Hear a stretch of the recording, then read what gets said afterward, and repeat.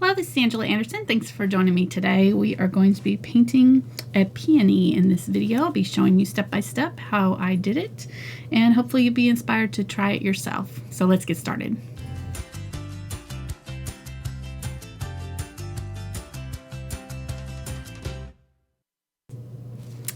All right, we'll be painting this live today. I've got my husband Mark with me here. Hey there, everybody. He is going to be doing the chat for me, since I can't paint and read at the same time. And the cameras. And the cameras and all that good stuff, yeah. And the moral support. Right. Yeah. Definitely won't be painting is all we're saying. You can count on that. All right, this is my example painting. I found a photograph on Pixabay, and it's a royalty-free site, and I printed this off and painted it on my Strathmore pad. I've got a link down in the description to all the materials that we're going to be using today, including the pad that I like to practice on. I use it for all my paintings, and just, well, that was the finger painting one. Anyhow, it's kind of a nice way to keep all of the practice projects in one place. So you do have to add a little bit extra water to your paint. So if you're trying it for the first time, it may be a little bit more frustrating than on canvas, but it's good to practice. All right, enough about that. Let me go over our palette for you.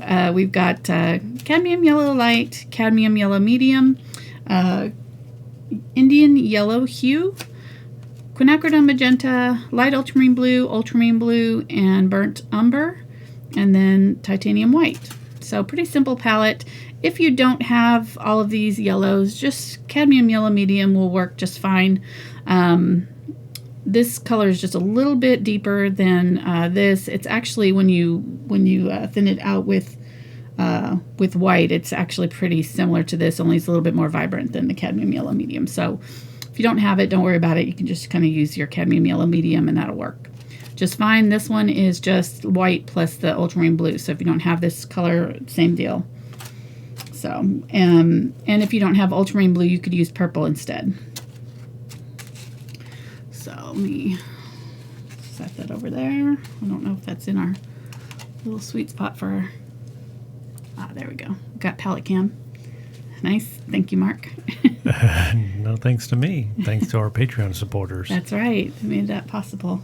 So, and I'm going to put out some acrylic glazing liquid. It just kind of will help us with some of the blending. If you've done my other flower series, I guess this is the 5th large flower series that we've done.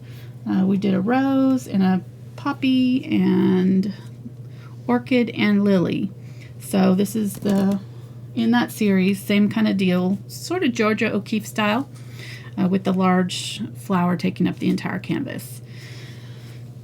So I've really enjoyed those. And if you've done the other ones, you definitely can do this. It's just got more of the petals. So it's probably in the same difficulty as the rose, similar to that one. It's got a lot of little petals in it, a lot more than the other ones. But it's the same type of blending that we'll be doing. So I think it's totally doable. Let me set that aside and we'll get started. I've got a 9 by 12 inch MDF board. I always want to call this canvas, but it's not really. It's a gesso panel, so it's a little bit smoother. It's nice for these kind of flowers and makes blending a little bit easier than on canvas, but you can use canvas or whatever size canvas you want. All right, and I have gone ahead and traced out my original. I drew this from the drawing, and then or from the photograph, and then I traced it out. And so I took the tracing that I made here, just to save myself time not having to draw it again, and I traced it onto my canvas with tracing transfer paper. So I have a video, it's called a feather drawing video, and it shows how to do that process. So if you've never transferred with graphite paper onto a canvas, you can kind of check that out and see how it's done. So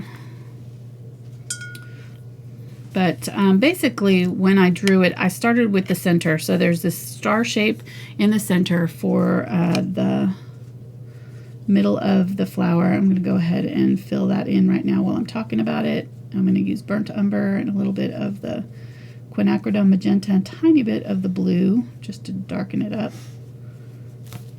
And we're just going to make this kind of star shape.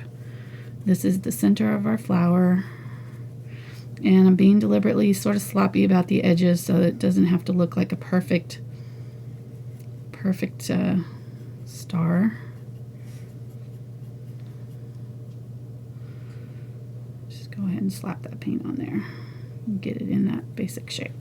So that's the center of our peony, and then all the other flowers are going to tuck into that. So that's where all of our brush strokes, petals, thank you, are going to originate from. So if we keep that in mind while we're painting, it will help you. Some of the petals are turned slightly sideways, but they're all going to eventually end up going towards that center, even these ones that are kind of turned to the side. And what we're going to do is just start filling in each little section one by one. When I painted it, or when I drew it, I kind of did a rough circle around the center and then filled in each one of those little petals sort of facing in towards the center, and then kind of continued to build all the way around out. I'm not going to go over the drawing part today because this took me like 3 hours to paint, just to paint it. So the drawing part is a whole nother hour probably. so sorry. But if you do want the traceable, it will be available on my Patreon website. And also you can just take the original photograph, and I have that on my Patreon site as well for free. And you can just trace around that if you wanted to. Didn't want to have to pay for mine. So that makes sense. All right, let's start here. I'm going to use the number 2 Bright. I found that this was, I tried several different brushes, and I found that this one was the easiest one to use for the petals. Now, on some of these larger petals, you know, it doesn't cover that well, but it just saved me from having to change brushes a lot, just using the same one brush for most of this entire painting. So use whatever brush you are comfortable with. If you're doing this on a larger canvas, just up your brush size to match. And basically I want to get a brush that's going to easily fill the open spaces there. So this first petal is going to be here again, kind of coming from this direction and up. So our brush strokes are going to go in that direction. All of them. I'm not going to do this way with it. I'm going to follow the natural growth pattern of the petal. And right here I'm just using straight Quinacridone Magenta for this one. And go right up against my other petals. This is really basically a paint by number at this point. Once you get the drawing done, it's just kind of a matter of filling in all these little teeny tiny spaces. So Yeah, it's just super simple. Paint by numbers. Are you going to put little numbers on your traceable so everybody knows? No. Oh, okay. I guess I could, I guess. Excuse me. Super cinchy. Yeah. Are you going to be trying it? I would say that this is a mid to intermediate painting. Probably intermediate.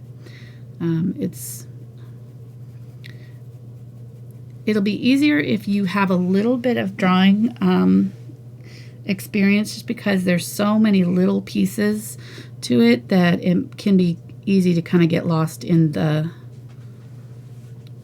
shuffle. So if you have a little bit of drawing experience, it might help you, because you'll be able to kind of see the pieces a little bit better. But I'm not saying that you can't paint it if you don't.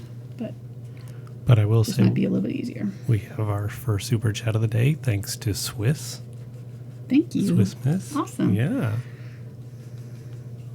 Is this working? Oh, yeah. There we go. There we go. Get some cowbell. Got some cowbell, baby. Sound effects today for our super chat. That's right. I like it. I've added some white here. I'm just using a little bit of white in at the tip, and I'm going to pull down towards the middle and just blend those together a little bit. The first layer is going to be fairly streaky, so just use that to your advantage and pull down towards in the direction that you want your petals to grow. Make it look like you meant to do that. All right, I'm going to grab a little bit more white. I'm just going to make kind of a 3 color variation, maybe 4. So I've got kind of bright, middle, and lighter, and then a lighter again. Here, value scale. Okay. Then we'll do our next petal right here, and I'm just going to change the value just a little bit where they meet up. Just make it easier for the eye to tell. I can do 2 things. I can change the value, or I can change the color. Both of those things will help your eye to kind of adjust to the new petal. So. Okay, Mary would like to know if Yes. this would be a good painting, a good tonal painting. Sorry. Yeah. Yeah, you could do this. Does she mean like... Come on, I was hoping you'd know what she meant. Well, I mean, I think she's meaning like grisaille technique where you did it in black and white and then added color on top, glazed color on top. So yes, that would it would work for that, I think. Yes. Oops, there's some. And do a little bit of different color right there.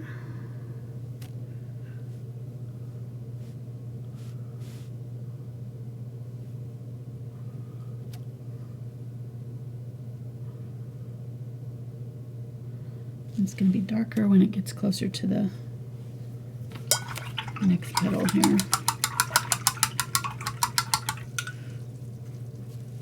I'm going to create another color over here with a little bit of the Ultramarine Blue and Quinacridone Magenta. This will be more of a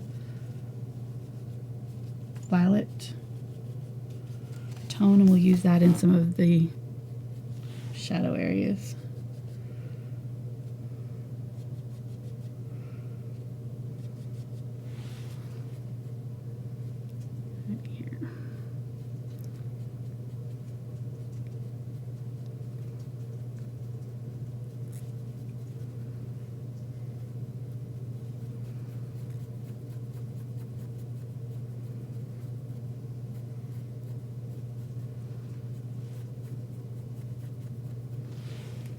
And then grab the lighter color and pull back this way over the top, and it'll kind of blend the 2 colors together a little bit.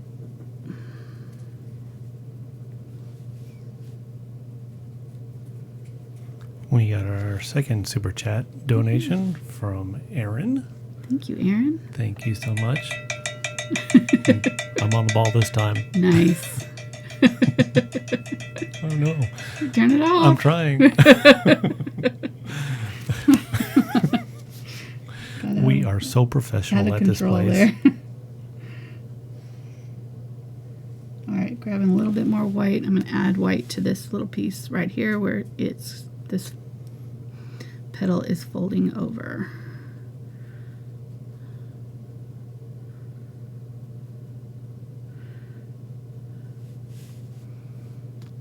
And then I'm going to go ahead and bring this one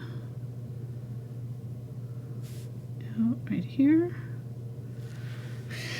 That's going to be a lot lighter than that, but we'll just start out with that color and we'll work our way to the whiter.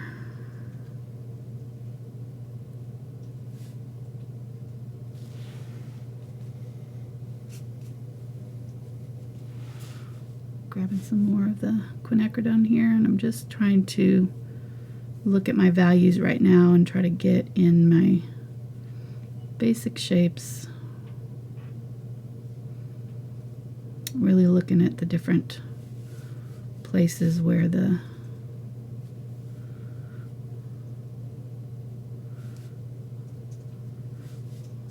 an obvious shift in color or value.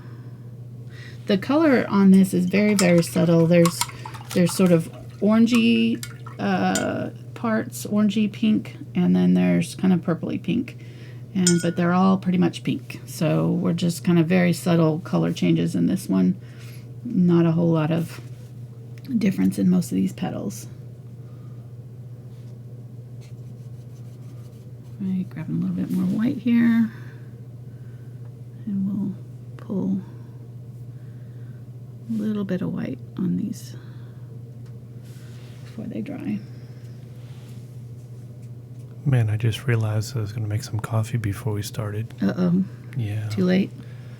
Well, yeah. Go get yourself some Nespresso. Unless you want to start over again. That espresso maker of yours makes a pretty quick cup well, of that's what I coffee. was going to make. Well, do it. Go do it. Well, no, I'm all right. You're all right? Yeah. We're going to be going for a few hours here, I'm sure. I might need it. You might need it, but we can... So they don't hear me snoring over here. Exactly. You and the dog. Yeah. We'll play Who's Snoring? Yeah. Guess who's snoring?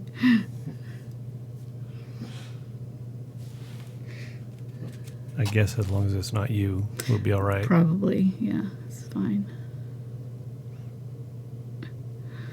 A little bit kind of middle color here.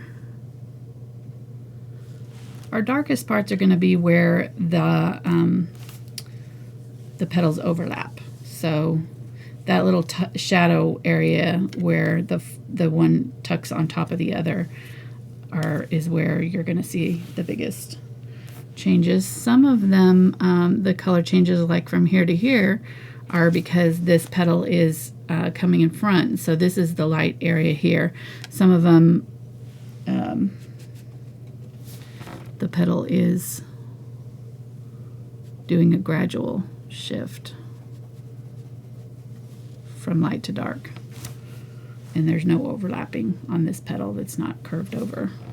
So I don't know if I'm explaining this right. Do I just keep on going? I have no idea if you are or not. I don't know. I don't know what I was trying to say there. So I guess it'd help if I knew what I was trying to say. All right, going with the lighter pink here for this one. This one's mostly light since it's the front facing petal. It's the top curved down.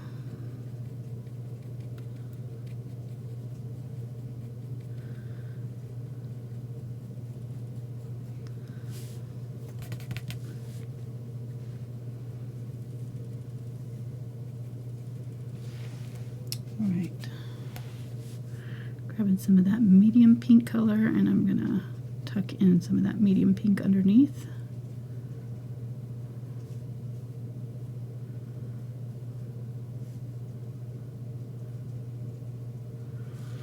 And then a little bit more of the white on the tip of this one, because this one is also curved over. There's a little shadow right here where it hits, where it tucks underneath this one, but it's pretty bright right there.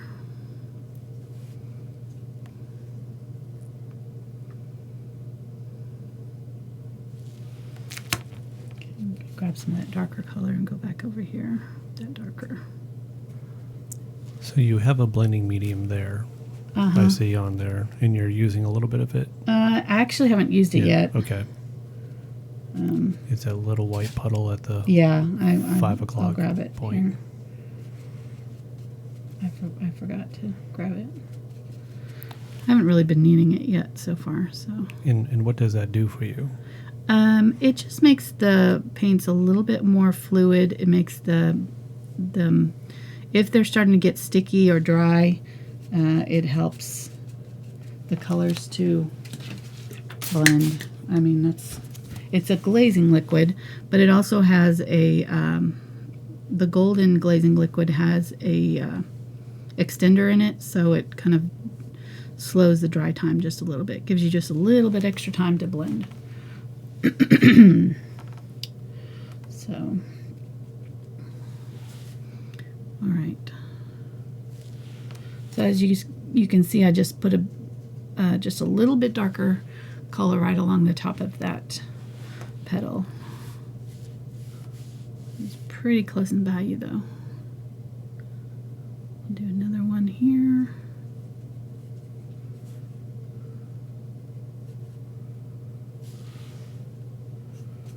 Grab some white. I don't know if we need to zoom in for this or not. I mean, we can if it would be helpful.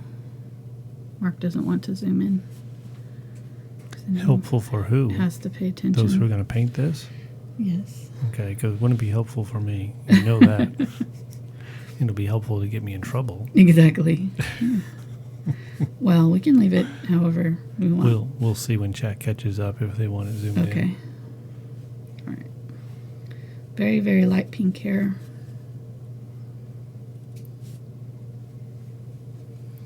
And just slightly darker on the back side, pulling in the opposite direction into that wet paint. And slightly, very lightly touching over it to blend.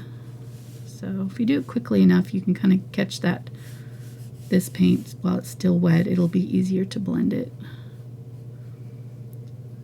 And if you don't catch it wet, just let it dry completely. Put down your color and then grab a little bit of the lighter color and come up in the opposite direction with the lighter color over the top. All right, to do your blending. And really, the streaks don't matter as long as you have your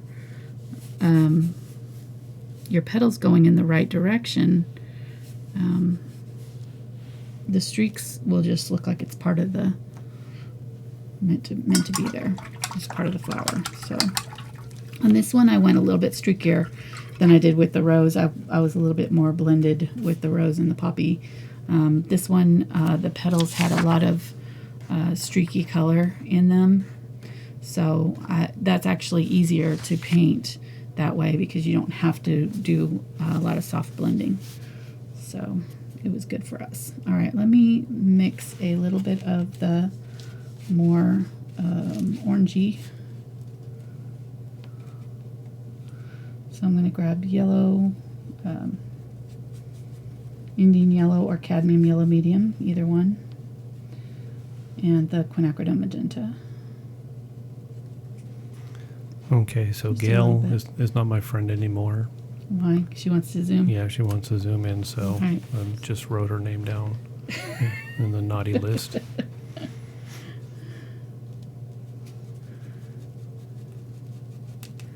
Hope I'm not on that list.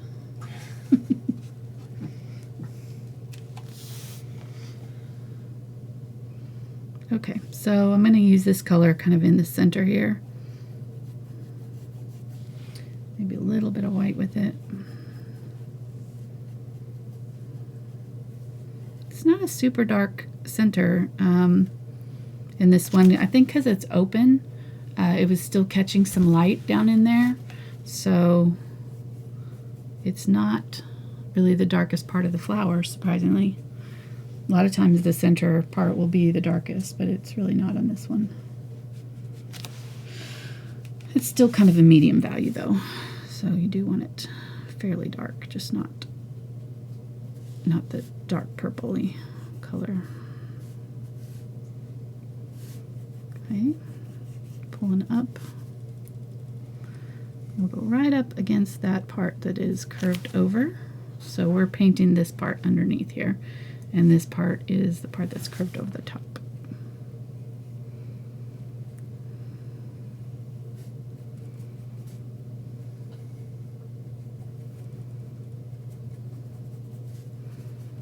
Again, pulling all of our brush strokes, turning it so that the brush strokes are always pointing down towards the center. So kind of a starburst fan kind of effect.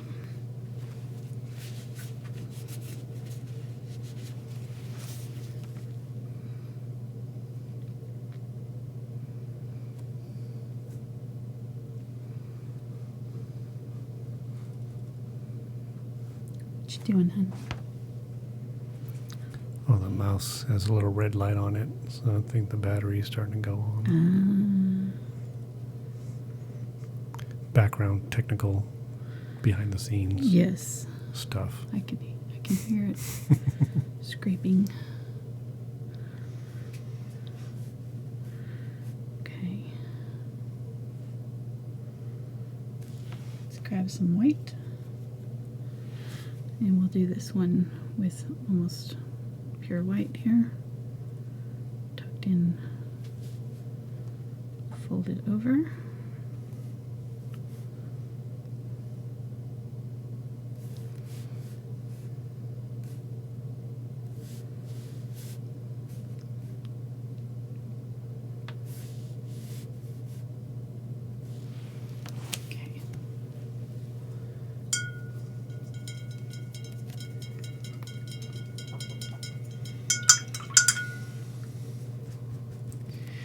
We're going to have to let this dry before we put a lot of our detail color in, so we're not, some of it won't make sense quite yet, and that's normal. We'll come back in and kind of separate out some of these petals later with some highlights and shadows. This is this painting isn't going to have a super ugly stage. You know, I talk about having an ugly stage in your paintings. This one, since you're kind of filling it in as you go, it really will start to actually kind of develop before your eyes pretty quickly, and you won't see. You shouldn't have like a super ugly stage, but this is about as ugly as we're going to get, where we'll have some streakiness and some uneven blending at first. So that's pretty normal. Okay. Kind of going with this medium pink here, right down to the center.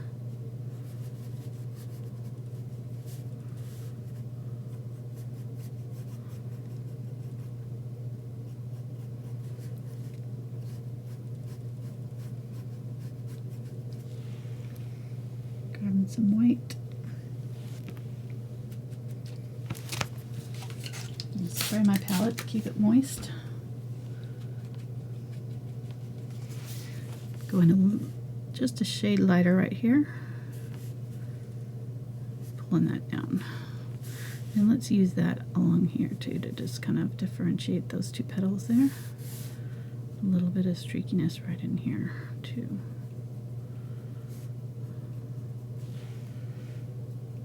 Grab some of that darker color, blend back over. Okay.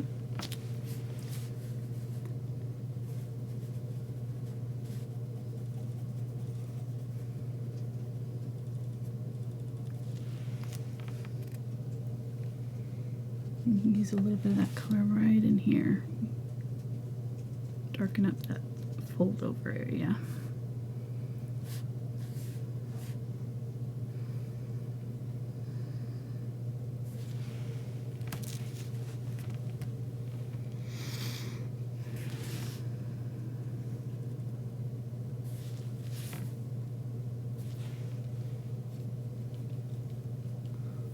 Grab some of that lighter color, and I'm going to pull that in there.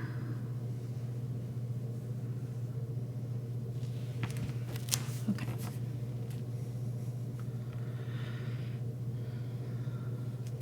Now up under this one, there's even more of the orangey color, so I'm going to grab a little bit more of the yellow, Indian yellow hue.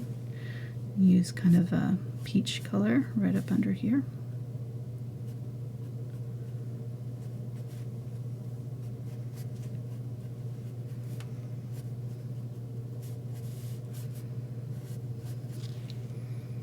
And then grab some of our darker color, pull in the opposite direction. While those are wet, I'm just kind of lifting as I get to that peach color. So it's gonna drag but not cover. It just barely skims over those colors. Creates that blend. Grab a little bit of the lighter pink.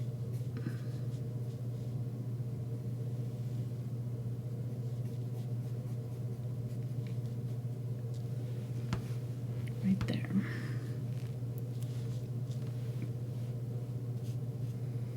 I'm just going to wipe off the extra there, just going to push it down on my palette. Grab some light color, white. And every time I pick up the white, unless I clean out my brush, it's going to mix with whatever's on my brush. So I'm never ending up with pure white at this point. We'll add kind of the pure white at the end, but right now we want the white or the light colors to have some actual color to them. Okay.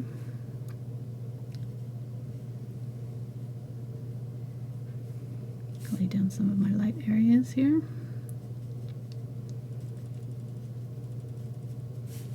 These petals are turned sideways. The center is here, but they're kind of turned away from it. So, you know, normally you would think that this is the center and all the petals are going to be, all the brush strokes are going to be facing that, but some of these are turned sideways. So these ones are kind of pointed in, but then as they go around that curve, they kind of point downward.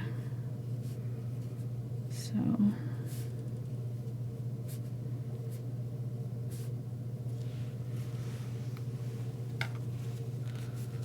that makes sense. I'm going to go as fast as I can on this today. I hope I'm not going too fast. So if I need to stop and slow down and explain something, please be sure to leave a comment for Mark there, and I will show something again if I need to. I'm going to try to paint this fast though. Somebody asked if you were dry brushing, but I think the answer is no. No, I'm not really dry brushing. No, I've got a pretty good amount of paint on my brush here. I'm really just blending at this point.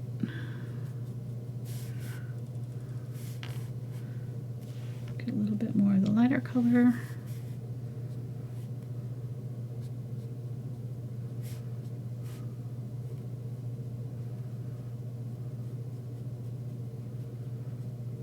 Now I'm using, dry brushing would be, you know, if I was getting most of the paint off my brush and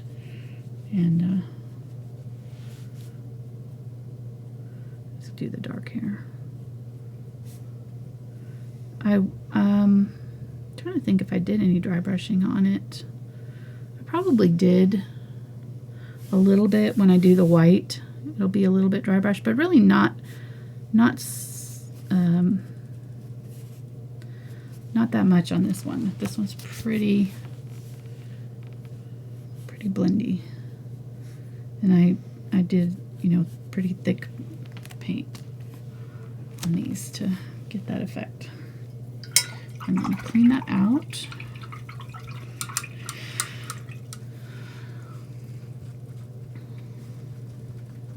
I'm going to go really dark, so I'm going to use my darkest red color there. And I mixed that Quinacridone and yellow, Indian yellow, to do this section.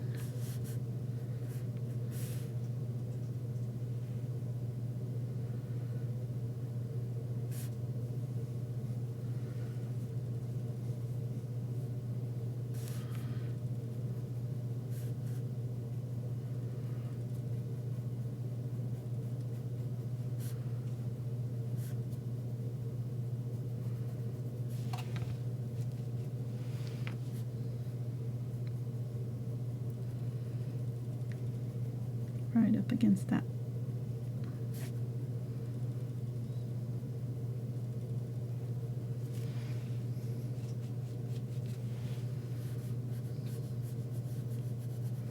This is starting to get sticky right here, so I really need to just stop because it's not one to blend. Because this layer of paint is still a little bit wet, so if you feel it doing that, just stop. Even if it doesn't look good, you can always come back and blend it out and fix it later. But if I was to continue to mess with it at this point, I could lift off the color that's underneath there, and I don't want to do that. So,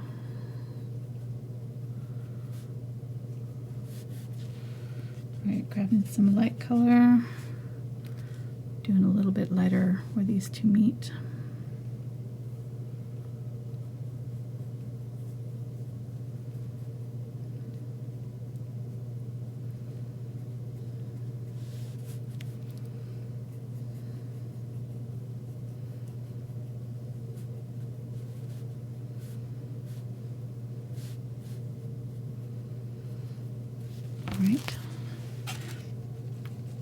And then I'm going to use a little bit of that color.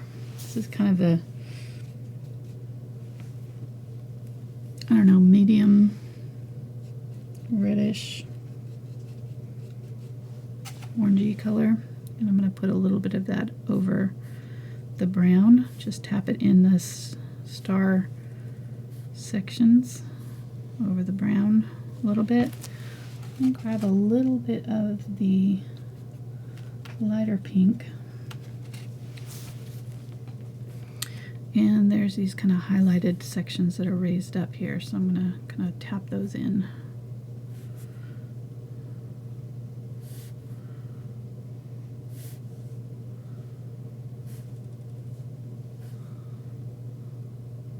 Kind of curved like that. Keep them very random, don't make them look the same. That'll really help.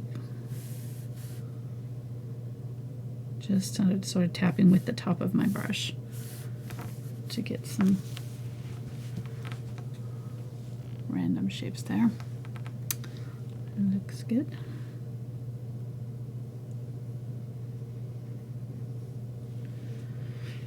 Right, let's use this color down here. This is actually going to be kind of that purpley color. So I'm going to go back to that purple that I mixed, the violet color. Add a little bit of white to it. We'll use that in here.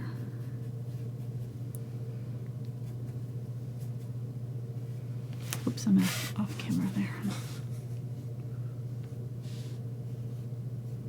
Mark's reading a book over there or something. I don't know what he's doing. You had been on the whole stinking time. He's chatting. Texting somebody. God, you're just selling me out.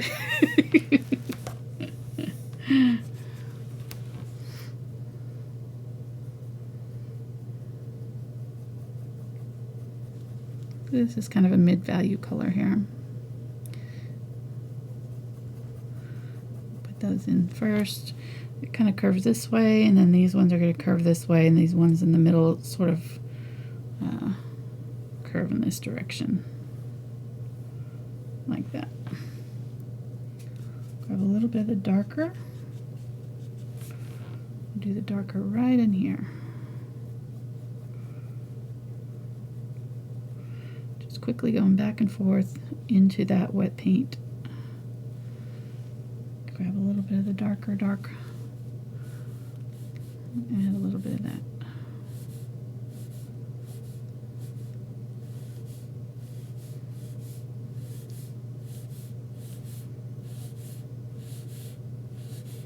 This first coat is really not going to want to cover, so we're really not worried about it covering completely. We're just trying to kind of get close to the value we want and color, so we don't have to do too many adjustments later.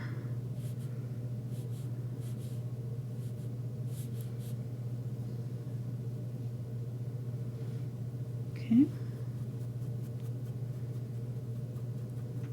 Just blending lightly here.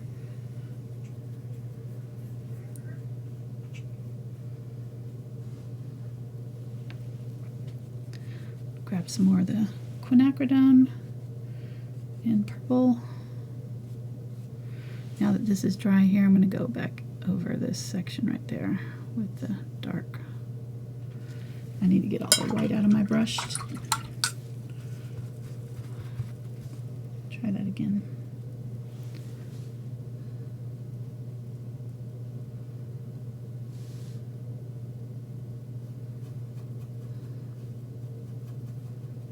There we go. Just deepen up that color right there. Yeah, I think a camera at the side angle here from my vantage point would help. What? People. I think getting a camera With the side angle? to video the side angle Okay. from where I'm looking at will help. All right. So people can see, how hard you're pushing down on the brush and things like that. So It's a good idea. let me run down to the store real quick. Get another camera. Yeah, it'll be 45 minutes there. Shop. I'll be back in about 2 hours. Okay. And still won't be done. So No. no matter. Yes. Won't be a big deal at all. Put some of that darker color right in the middle there. Yeah. I'd say we wouldn't miss you, but we will miss you actually. So it's always weird when you leave the room. I don't realize how much I'm used to having you in here until you're like in the other room, and then it's just like me talking to myself. It's so awkward. Yeah, with me in here, you think that you're not talking to yourself. Right. Yeah, exactly. I only think I'm not talking to myself. Right. I still am talking to myself, Yeah. but I only have the illusion that I'm not. Exactly. Okay. Grabbing some darker quinacridone here. Do a second coat right there. While I got these darker colors out, might as well.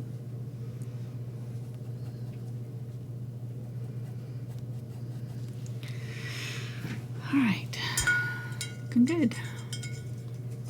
Deborah's bringing the super chat today. Thanks, Deborah. Thank you. Thank you so much for your donation. Woo! More cowbell. More cowbell, baby. I'll take a quick Sprite break here.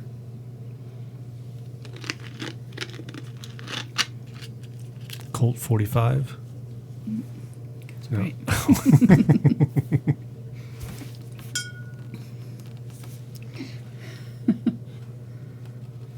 Grabbing the white, mixing in just a little bit of that pink that was next to it there. So it's a little bit light pink. And let's tap in some of this color right along the top edge here over petals.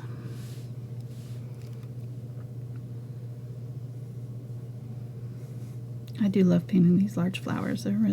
They're time consuming, but they sure do turn out beautifully if you take the time to do all these little sections. It's really amazing how they kind of just all of a sudden sort of develop off a blank canvas. It's one of the more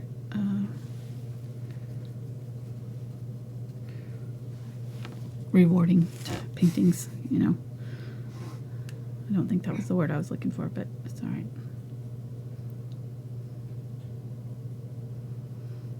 All right, just tapping in this lighter pink right along that top edge there.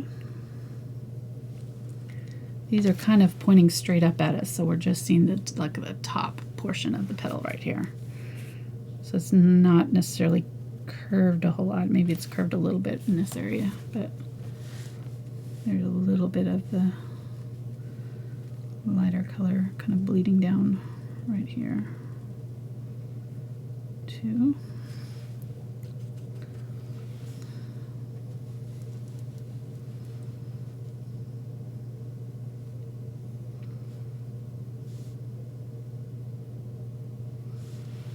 There we go.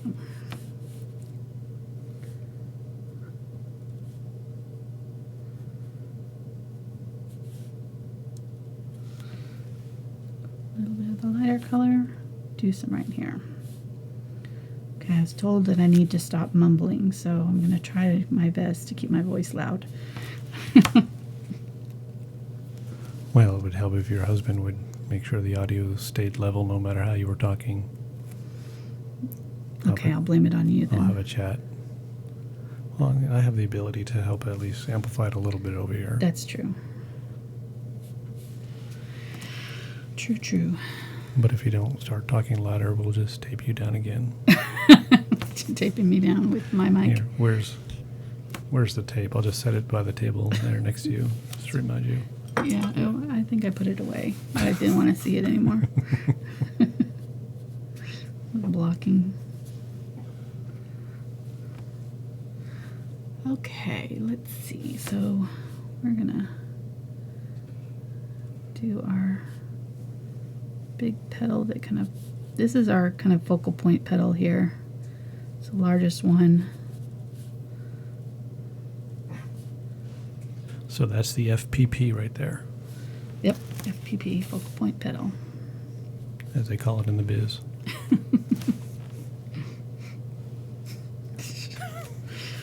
You're so weird. Trying to make it exciting for engineers out there. True. Yeah, that's true. Yeah, any of the guys The engineers, watching, they love their TLAs. They do. They like to have is it an acronym? Yeah, 3-letter acronym, TLA. Come on. Oh, sorry. Jeez. TLA, yes. Sorry. You even have a TLA for your TLA? Yes. Yeah, got it. That's the real nerd in you coming out there, honey. Now we're seeing the engineer I know and love, the nerd that I married. Data process, data sheet, whatever, spreadsheet. Excel spreadsheets. Spreadsheet master. Yeah.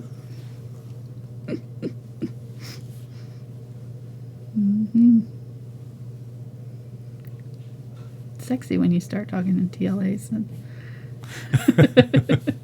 I'll remember that.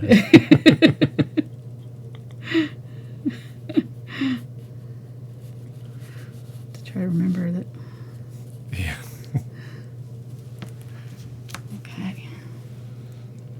So going with the kind of the medium to light pink here. Well, it's really light, pretty light compared to all the other colors around it. We'll add some white at the very tips to make it even brighter, give it a little bit more dimension, but I'm going to keep it fairly light.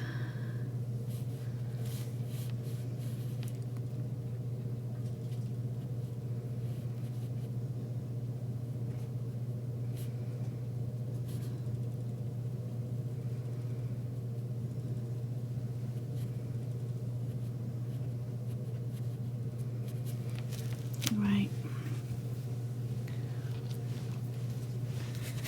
Move it over. We'll do the same thing on this one over here. This one's also almost all light color.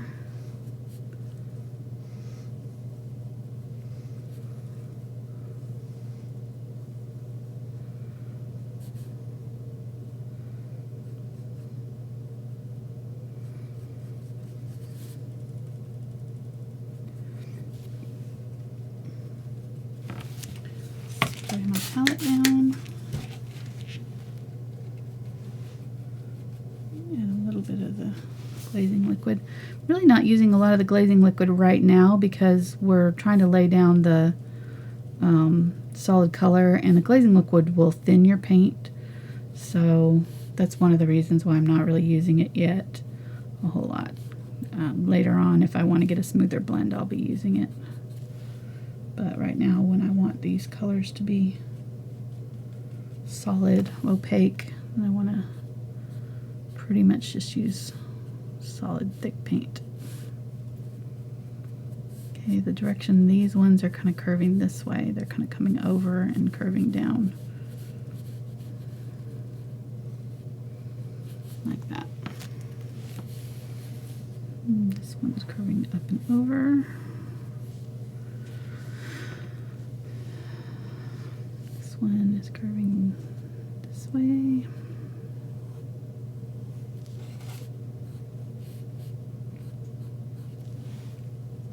Grab some of the darker color, pull from the end up, just to make it look a little bit shadowed so that it gives it a curve. Do this color in here. It's a little bit kind of medium pink, medium to light.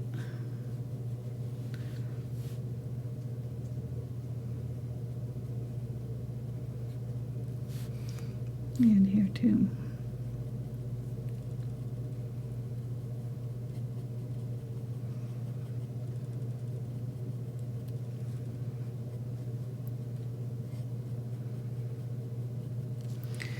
Notice that I'm seeing my lines a little bit more. When I did my first original drawing, I drew it with a watercolor pencil, peach colored watercolor pencil, and it didn't leave such strong lines in there, so I actually kind of prefer that to the graphite paper lines. What you could do if you wanted to is lay down kind of a mid-level pink, like, you know, like maybe this color here, this sort of mid-value pink, and then do a white graphite paper over the top of that, and that would probably be easier to see, and it'd give you kind of a head start on your colors too. Smushing off the extra paint there that I don't want. I'll grab a little bit of the quinacridone, go right in here with that to darken up this area.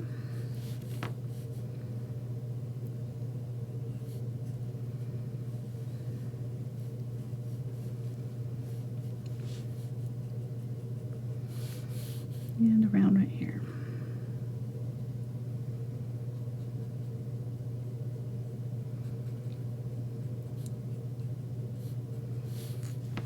Go really dark right in here.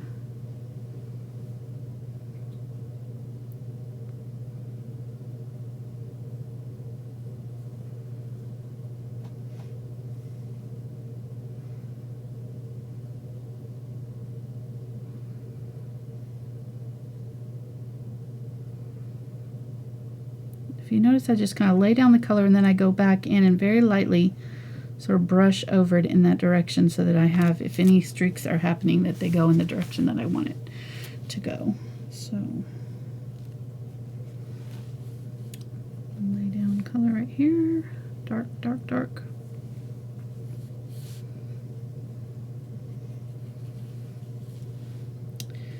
And then get kind of a medium color and go up in the opposite direction. Blend those two together.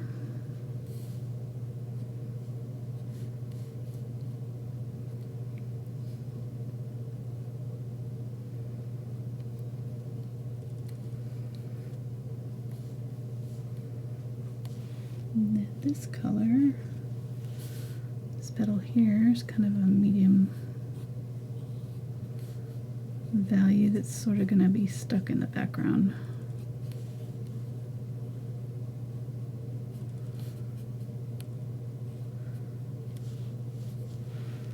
Dark area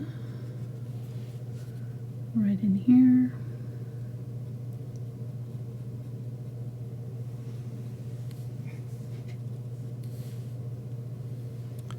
We have a question. Yes.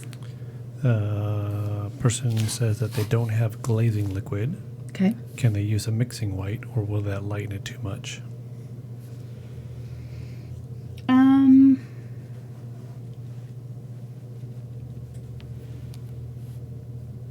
Yeah, I mean, you could use the mixing white.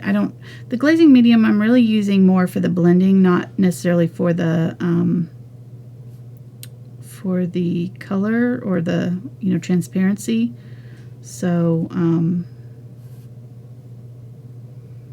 but yeah, if you're used to using mixing white, you could definitely use that instead. But yeah, the glazing mixing medium I'm mostly just using for the blending part. So if you don't have it, then I would just blend with water instead. You know, so if I'm dipping into the glazing medium, I would just dip into your water instead, because it's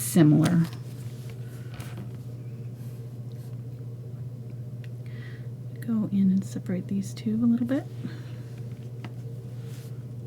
Wipe off my paint and just sort of lightly drag down. Do the same thing right here. Lightly drag down some color. Grab my lighter color and pull in the opposite direction to blend those two together.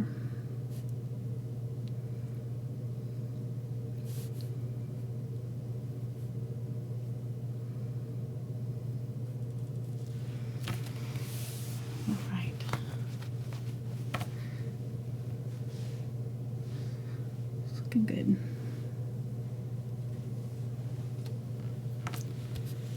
Grab some of my lighter color here. Use that up here on this one.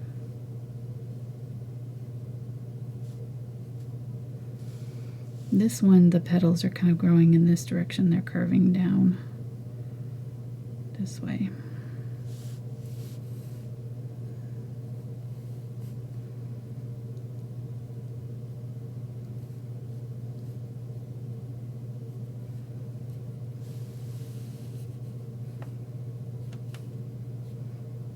How you doing, honey? You're being awfully quiet over there.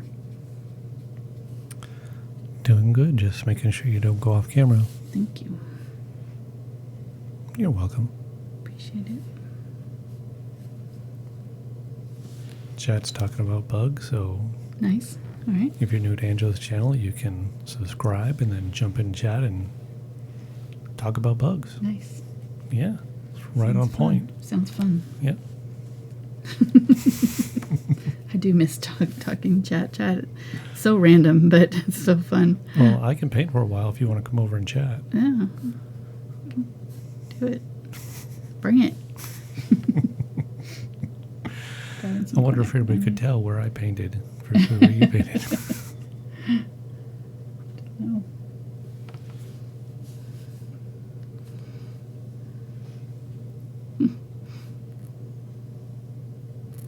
You did paint one of my puppies, not the palette knife one. Yes, I did paint one. That was good. One of these days we'll get you to paint along with me on one of these tutorials. So now we need 2 more cameras. Yeah. So one for the side angle and one over here so people can watch me paint. Watch you paint. Mm-hmm. Like it. Yeah, but I don't want to take away from your channel. Do you want to steal my thunder? That's right. So now everybody's subscribing to my channel instead. Stickman painting channel.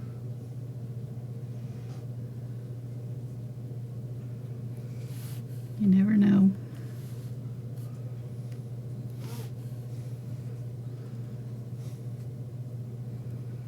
All right, kind of outlining this one here.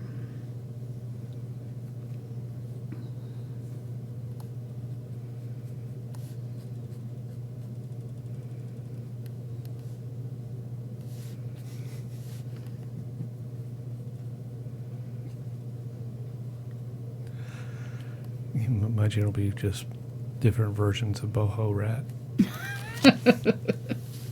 Kind of like what's his name in his haystacks. Monet and his haystacks. Yeah. I just have different versions of Boho Rat. Mm-hmm. I did love that editorial in the, I think it was the New Yorker magazine, where the writer did a fake diary of Monet painting haystacks. Did you read that one? I think I read it to you, actually. Yeah, we read it. Oh my gosh, so funny. The language was bad, but it was pretty good.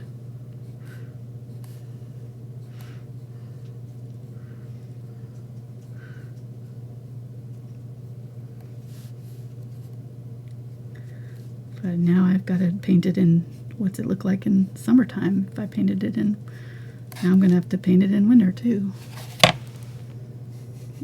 I think he did, like, I don't even know how many paintings. Monet was the man, because he got on rolls. Like, he got obsessed with capturing light and colors in different atmospheres, and he would paint the same thing over and over and over again at different times of day and at different times of the year to see how the light changed and all of that. You know, he wasn't really worried too much about his changing up his subjects. You know, he painted the same thing. He was all about figuring out how light worked and all that good stuff. Pretty interesting. Didn't he do like the London bell tower? Yeah. Multiple times. Yeah. Multiple times in fog. Sometimes the fog ones, you can't even hardly see it. It's just almost like just you barely see the outline of them. Okay. Yeah, he did. Okay. Oh, I got a weird, what is that?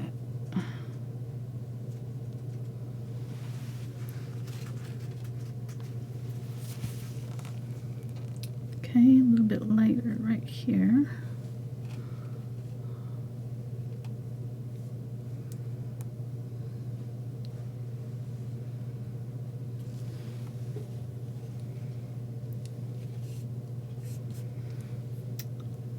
Grabbing a little bit of my lighter color.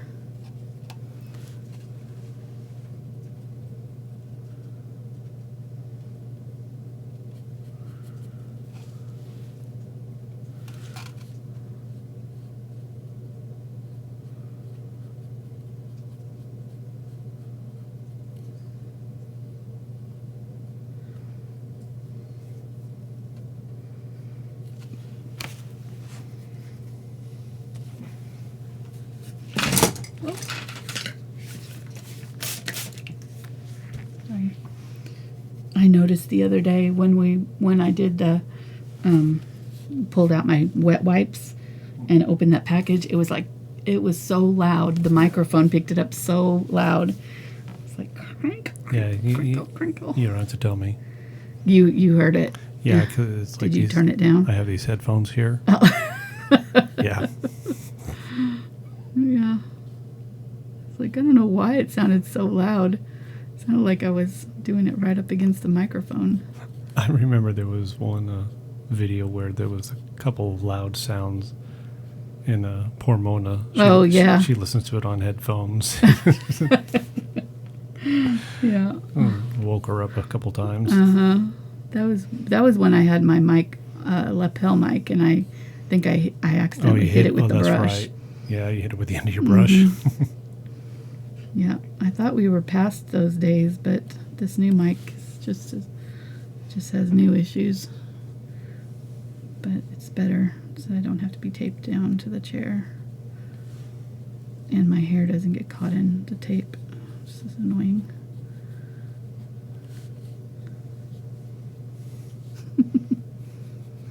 All those things you don't think about. Yep, all the production issues. Yeah, I was looking into getting those sound insulating things to help. Yeah. To keep all the echo stuff down. Do it. I don't know where you'd put them, though. Yeah, that's what my big challenge is, you know. Gotta set them up all around you in like a box. Yeah, no, it's okay. Hang them up on the ceiling. And then they'd probably smell. Yeah, they probably would. So. That's all right. I think we're doing okay. Rebuild your studio from a sound and lighting perspective, rather than a cutesy, artsy perspective like you got it right now. Well, I gotta like where I'm sitting, so it's gonna have to be a balance. I'm not giving up my butterflies and birds. So gray foam doesn't do it for you? No. All over the walls? No. I guess I could cover them with pretty fabrics. Yeah, you could actually. I saw somebody make homemade ones. There you go. With fabrics, we could do it that. if we did that. Okay. I'm okay with it. You know how handy we are. We're all about those kind of projects. Yeah, I made our headboard. True. Covered it. Well, I said I made it. You did the wood part. We made it. I covered it with fabric. Alright, so got purple here. I'm just doing it in these little areas right back here. Grab a little bit more quinacridone.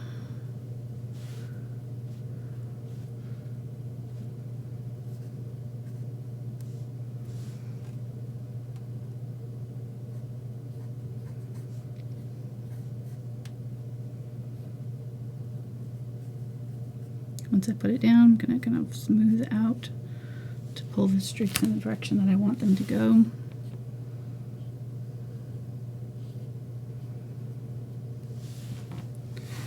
This panel is especially showing streaks. Probably won't be that bad if you're doing it on canvas. So it's just got that smooth texture. It's not catching the paint. Right.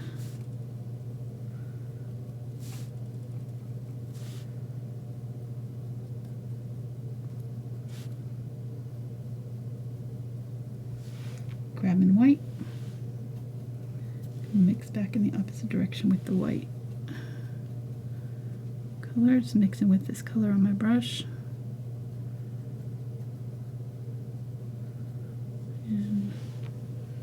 Wipe off the extra, and then come back in with a very light touch and just pull, grab some of that darker color again, pull,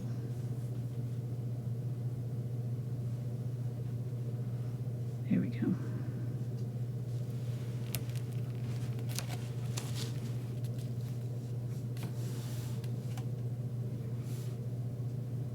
No, this is all the same.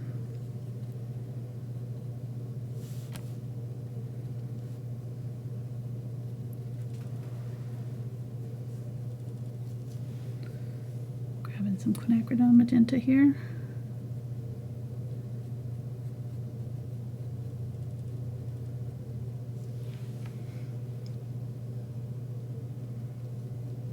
Mixing some white. And with that, it's kind of that magenta color, or the purpley color with some white. We'll do our front side of this petal, peeking over. Grab some more of that magenta and do this side. And very lightly just tap those two together. Alright, let's do some of this in this direction.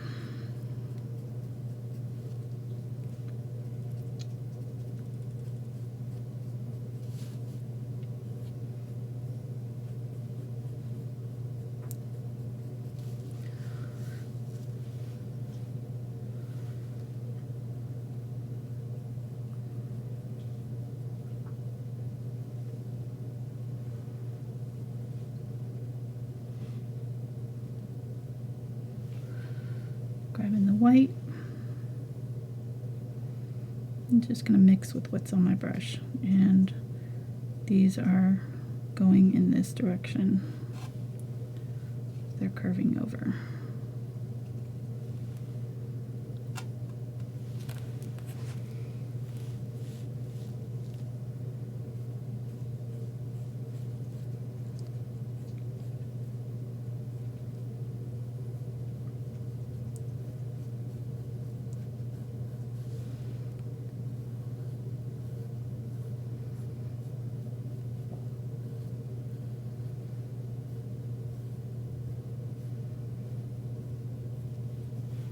So curving down, curving up, up, up, straight, straight, straight, and then these are kind of slightly curving in this direction.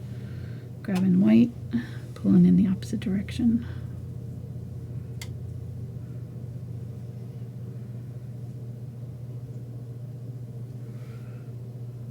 Just grabbing the thick white.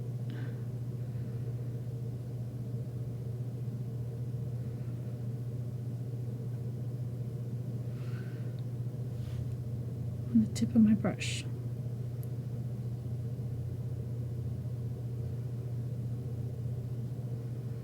lightly dragging over that wet paint. Let's do a little bit on this one too. At the beginning, you said that if they didn't have the Indian Yellow Hue, yes, they could substitute, what, an orange? No? Cadmium yellow, here I'll show. Cadmium yellow medium is fairly close. If you add a little bit of white to this, you can see, it's pretty close to that color. It's in the same color family. It's just a little bit more concentrated, so it will work instead.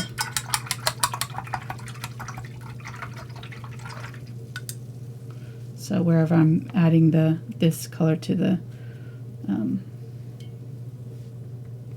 Quinacridone Magenta, you can just add the Cadmium Yellow medium. Okay. So let's grab that. Speaking of that, we'll mix a little bit more. I'm kind of losing that red color. We're almost halfway done. How long have we been going? An hour and a half? An hour and 15? Yeah. Like I said, it's 10. a long one. It's just got a lot of little pieces. You're just gonna have to be patient. Put on some good music.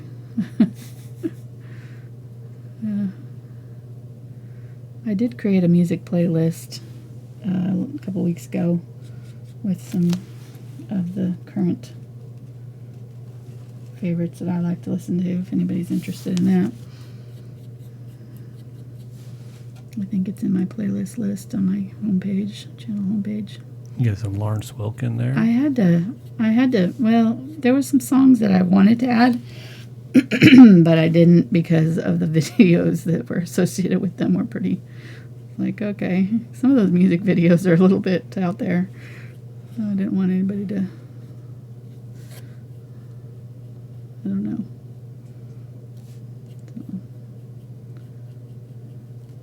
Lawrence Welk, no. No Lawrence Welk. Okay, here's a good question. Yes. How do you know what colors to use? I just mostly looked at the picture and just kind of tried to, if you've got a good photograph, that'll do most of the work for you. And you can just kind of use it to see what colors you're seeing inside. This one's kind of washed out, but the original photograph that came from the website was a lot more vibrant and had all these color shifts. And so sometimes it helps to zoom way in on a photograph. That's the nice thing about having on my computer screen, is like, especially for this center part, because it was all kind of in shadows and the colors all kind of blended together. So it's sort of hard to tell. I'm going to use this red up in here, speaking of. It was kind of hard to tell what was going on in there. So I was able to zoom way in and so notice that there was greens and there was browns and these other colors in there that I wouldn't have normally seen from farther away. So that can help too, zooming in. But, and mainly, you can play with colors and create your own color story. As long as you've got the values correct, the colors aren't nearly as important as the values a lot of times. And when I say values, I mean the dark and light, because I could have done this paint peony in any color scheme that I wanted to. As long as I did light colors here and dark colors here, it would look good. So colors are a lot less important than value, in my opinion. I like to play with them, though. I like to, you can,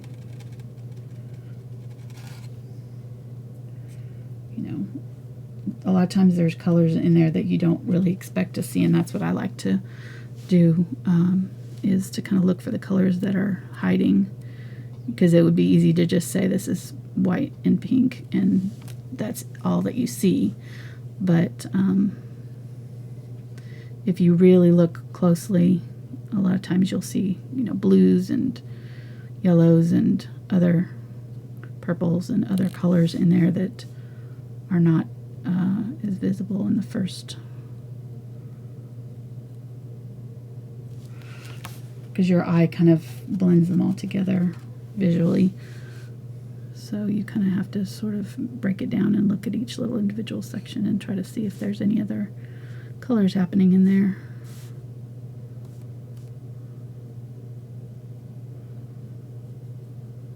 So if that makes sense, but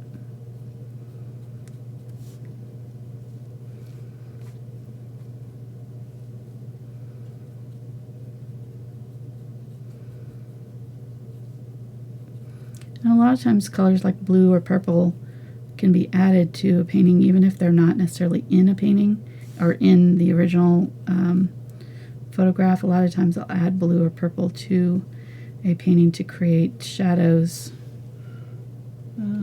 or in my shadowy area. And that's just a personal thing that I like to do, even if they're not necessarily in the actual photograph. I think you can kind of develop your own color palette that you like to use. Right, some of these medium dark color here. And some white.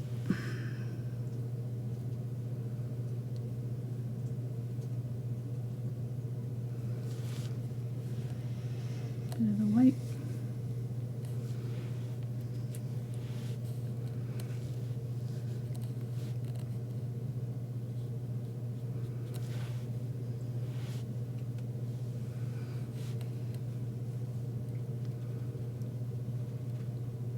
So yeah, if you're new to my channel, welcome. We're really glad that you've joined us today. We do all about teaching people how to paint that have always wanted to paint but didn't feel like they had the artistic ability. Really feel like that painting is a skill that you can learn, just like you can learn to play the piano or cook or anything else. It may have a natural knack for it that helps, but even if you don't, you can put in the time and the practice and learn how to do it. You don't know how to draw, that's fine. You can just use traceables for that and just enjoy the painting part. So we do these, I have all kinds of different levels that we teach. This one is one of more advanced. We do the more advanced ones usually on Saturdays, and then on Tuesday nights we do kind of more beginner friendly tutorials usually. So I hope you guys will subscribe, and you can join our community on Facebook. We've got 2 groups that are public groups. Well, they're, I should say, private, kind of like clubs. So you can share your paintings, but they're not public. They're just the group's the only ones that get to see them. So if you've got somebody in your family that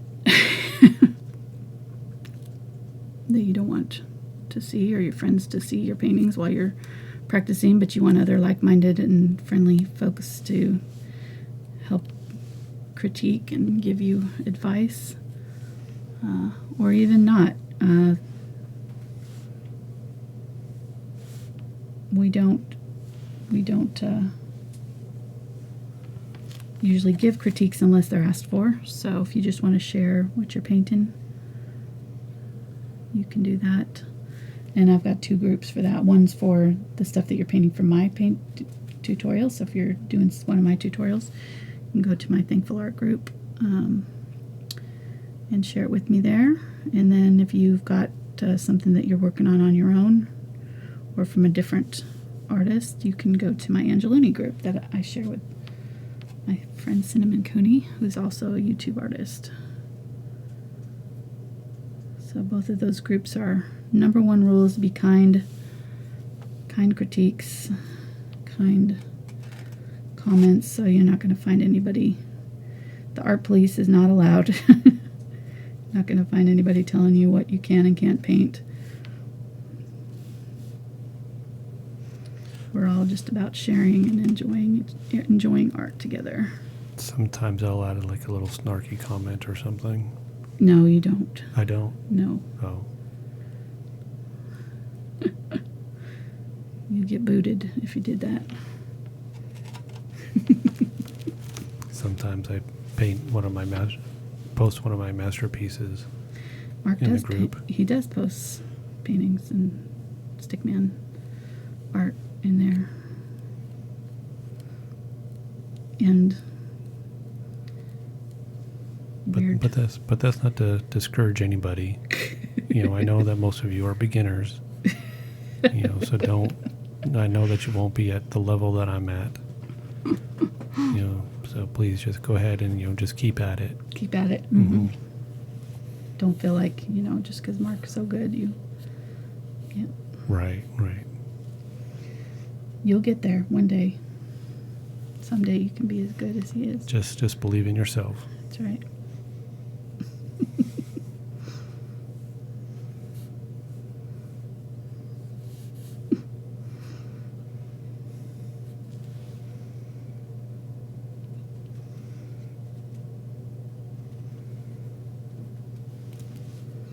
All right, lighter, darker color, pulling up into the light.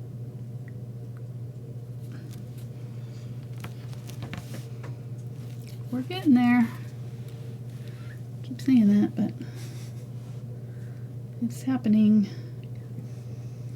All right, let's get our Quinacridone Magenta and do this top one here. I've still got some of those other colors on my brush, so it's kind of blending with it a little bit.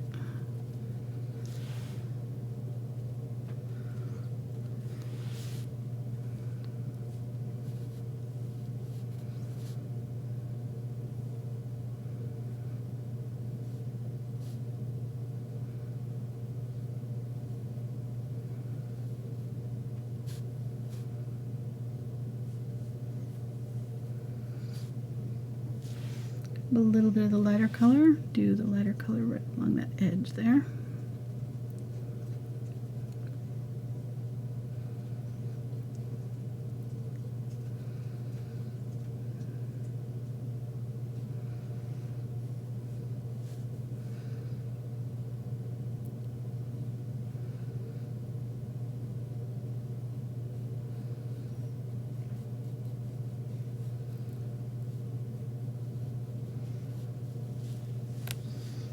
Okay.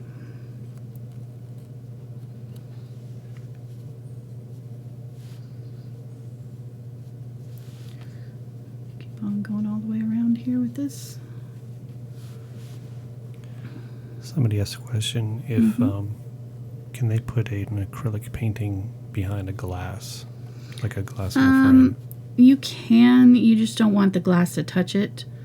Generally, they say that you should let acrylics breathe and not be under glass. So ideally, you would just get a open frame. You know, that's how I usually do mine. Is I get the open back frames or open front frames and pop my canvas into those.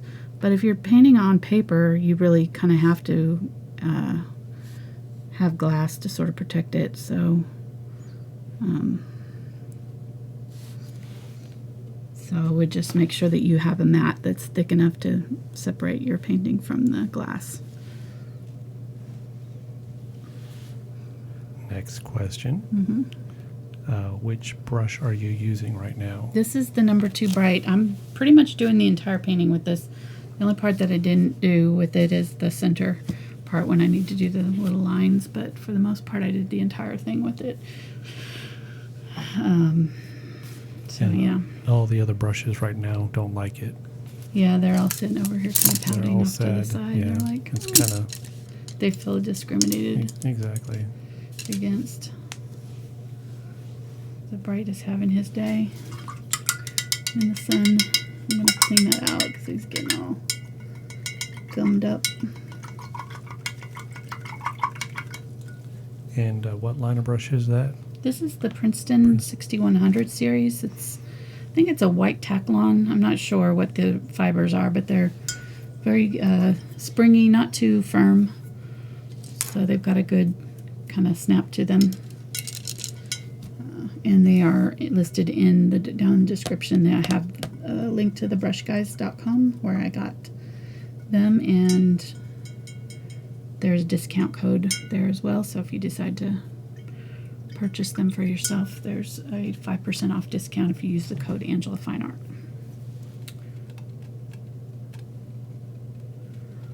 All right, I'm gonna get some of the white. I feel like this one needs to be bigger, so I'm gonna just bring it out a little bit more.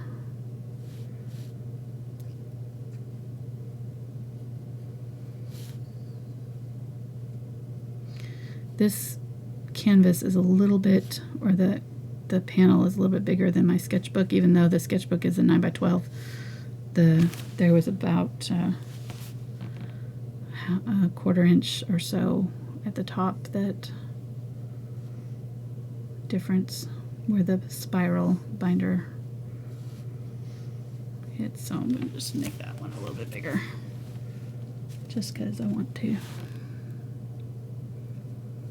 pull down with the darker color at the top.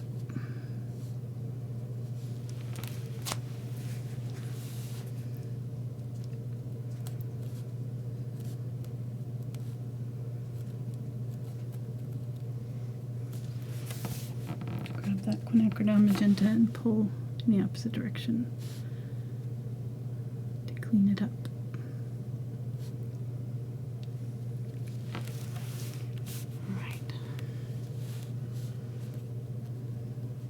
Do a little bit darker down in here.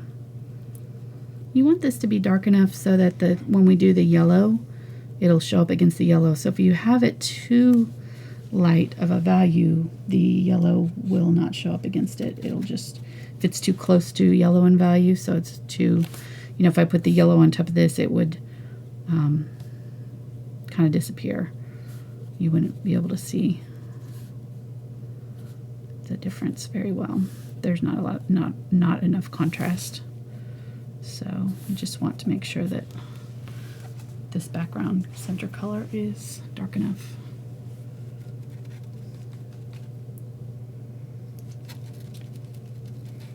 Mix some of that orangey pink color. Add a little bit of glazing medium. Now I can go back over right here and add a little bit, blend back over that area that I stopped blending because it was starting to dry and get sticky. There we go. Pretty.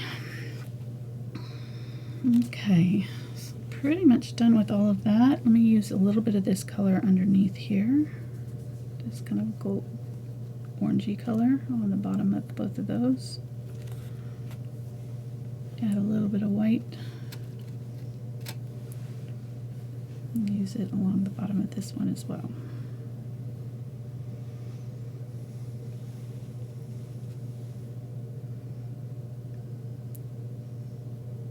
Blending back over that with white.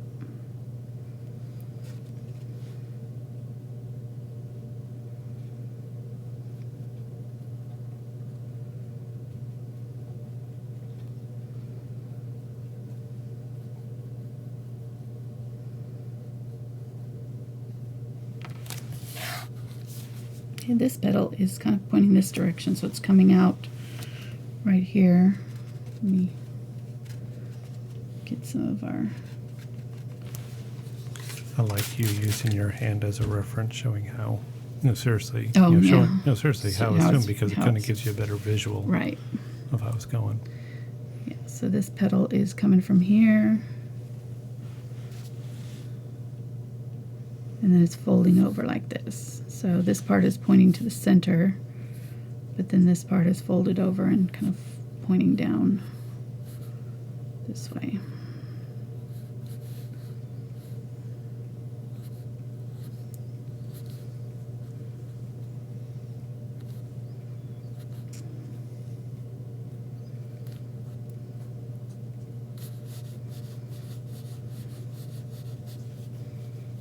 curving around right here.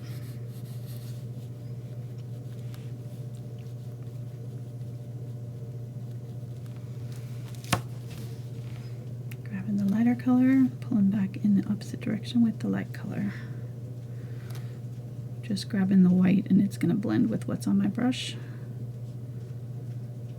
And streak into this paint that's wet.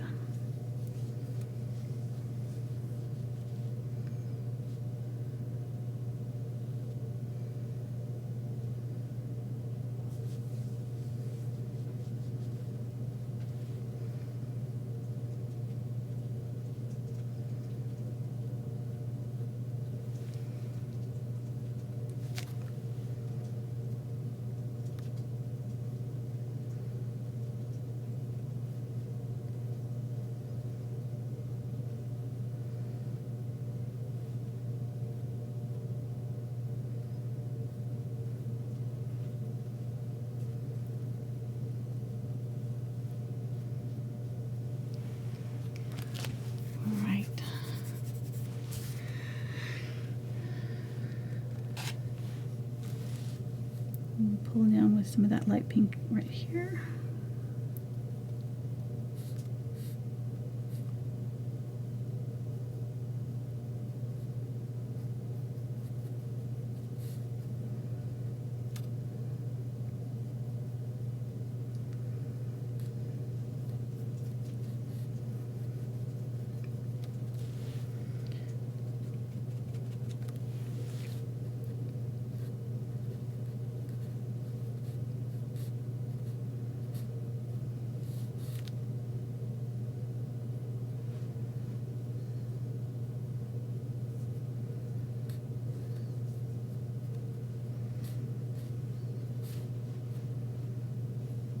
And once I get that on there, I'm just going to kind of make sure that I've got the colors going in the right direction. Just blend back through, very lightly touch. So when I first put it down, I'm kind of pressing down pretty hard, just kind of setting that paint in there. And then once I get it in there, then I'm going to lightly drag it. Gonna give a shout out to Patricia for Super Chat. Thank you so much. Thank you, Patricia. Nice. Oh, that doesn't get old, does it? Go cowbell. I like it.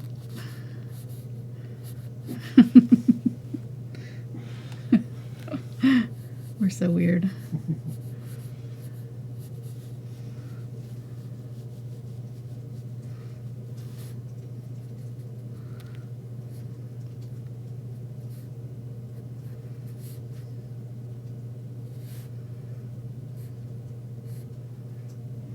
Okay.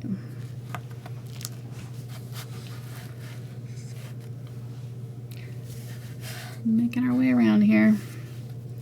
Let's do this big petal right here. Well, actually, let's do these ones on this side and we'll work this way so I don't put my hand in it. And now we got our faithful chatters mooing. Nice. Nice. I like it.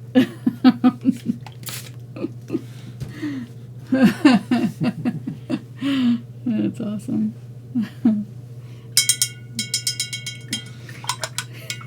So anybody does the super chat now, we'll get a moo.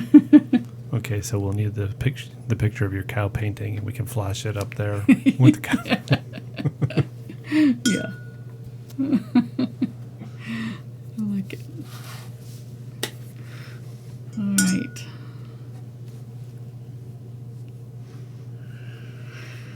Phew. Some water dripped. Where? I don't know. I think it didn't. It may have hit the tabletop, Yeah. but I saw it fall, so I just want to make sure Thank you knew. All right, I'm gonna make some more of this purple here. Quinacridone, Ultramarine.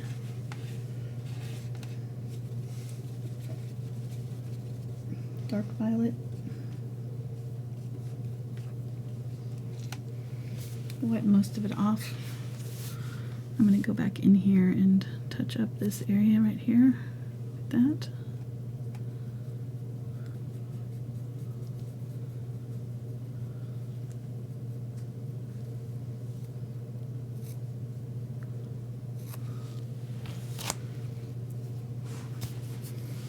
little bit dark right in here.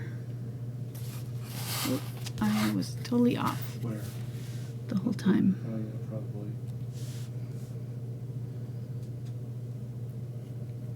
Sorry, guys. Yep, you were.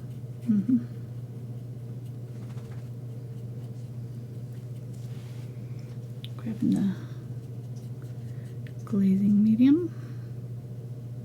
This is where the glazing medium will help because it'll make it easier to do these glazes over the top of the already there colors.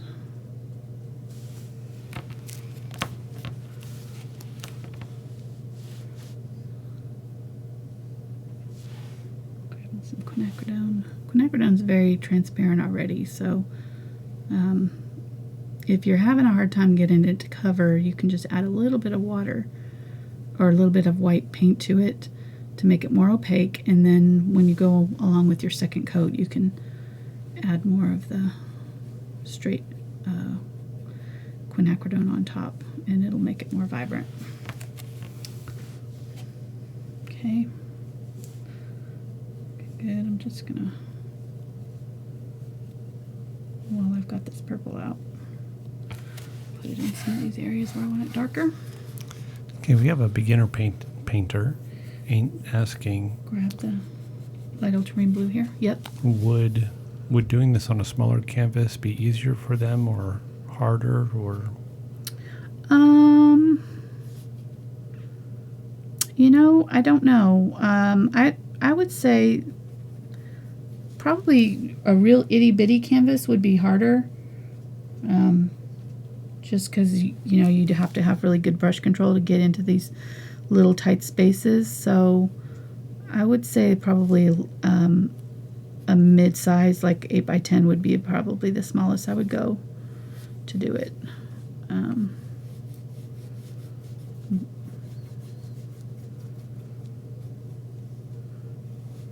But the super, you know, the bigger canvases have their own challenges because then the blending gets a little bit trickier. So you kind of want to find that happy medium between not too small but not too big either. So okay, so I've got the light ultramarine blue here and mixed it with the quinacridone for this section here. Really don't know why that turned out that way. Sometimes when I transfer stuff, I think the paper shifts or something, and every now and then I'll end up with it happened over here when I transferred that part. I had to redo it by hand because it looked weird.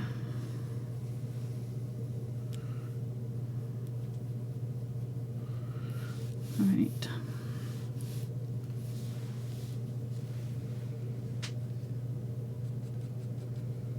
Grabbing some of that purple.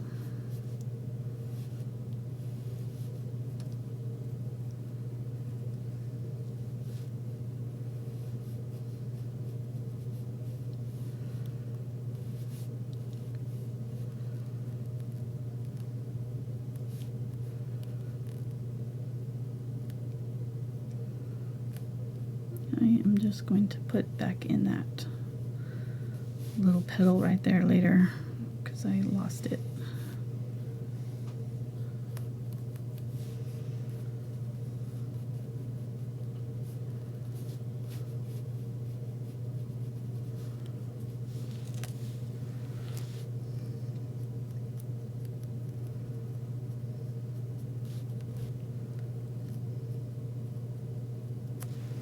Grab some white, mix a little bit of that in there and just soften up that color just slightly. Still keeping it pretty dark, I just want it slightly softer.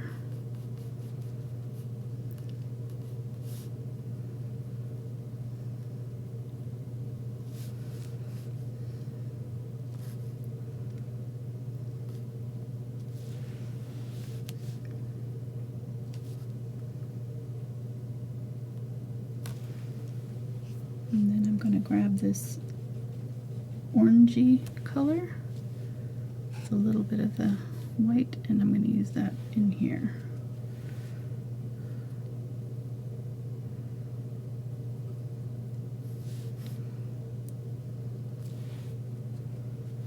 Orangey red.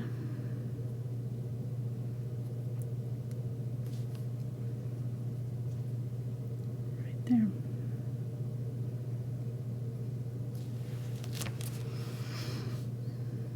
And use it down in here too.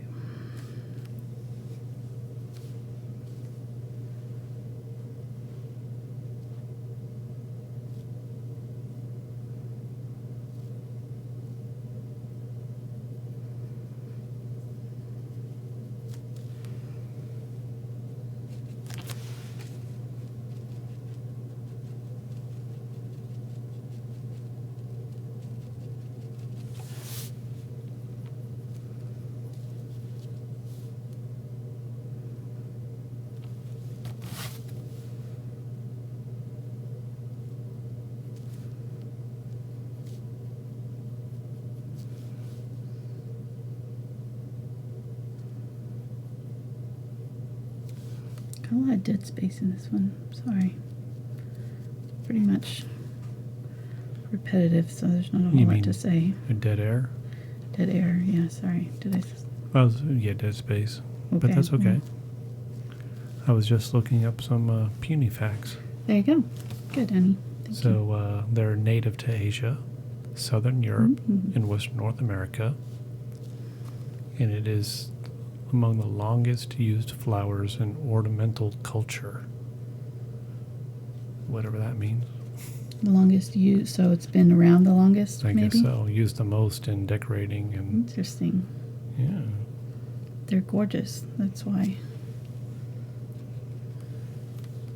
I'm not surprised. Going with a little bit of the more purple color here. So peonies come in every color but blue. Interesting. They can live to be 100 years old and still produce flowers. Wow.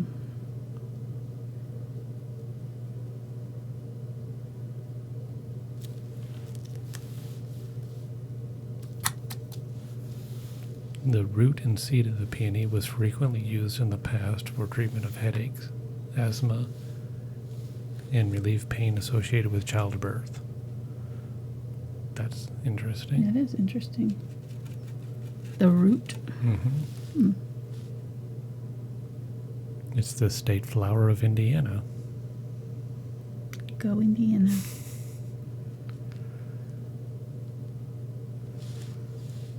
Do you know what the state flower of Arkansas is? Hold on. No, you can't Google it. I'm asking. I'm not Googling it. Okay. I'll put the Google box down. I painted it. That's a hint. Well, let's see. You've only painted like one or two flowers, so that narrows it right down to every flower in the world. I'm gonna say the dogwood, flowering dogwood.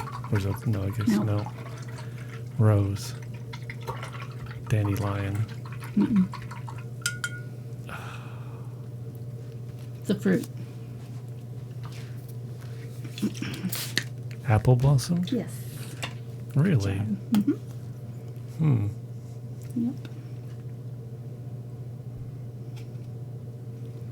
Yes, we are broadcasting live from the YouTube capital of the world, Arkansas, USA.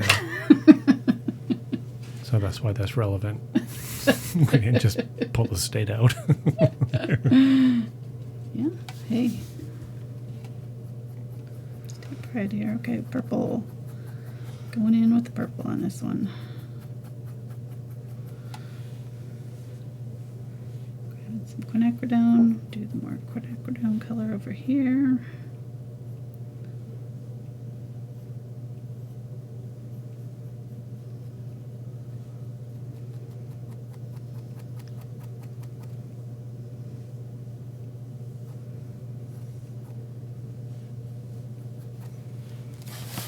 Move it over here. Was I off? No. Almost. No. Good.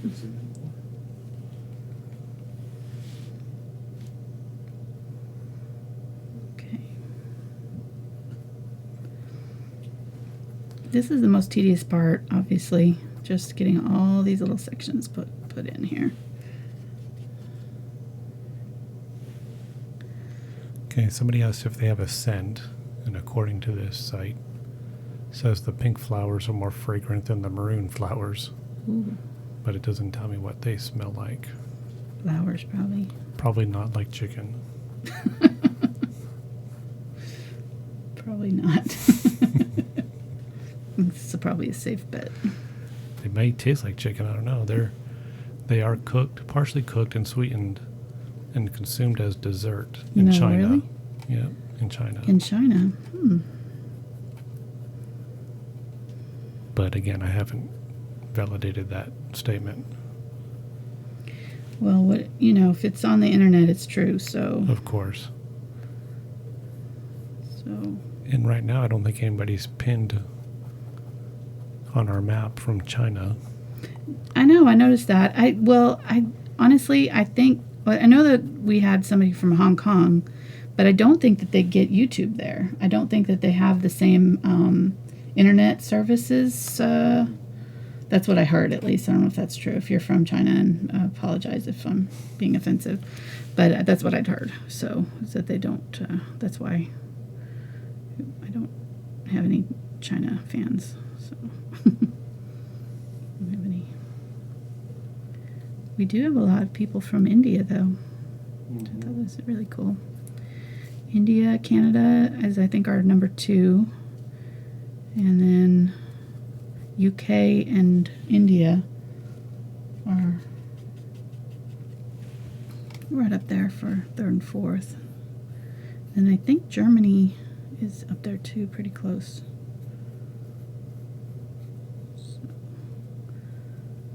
Which is pretty cool. Oh, Australia's up there too. So I don't know. It changes depending on who's watching, I guess. But those are the top countries besides the U.S. that we have.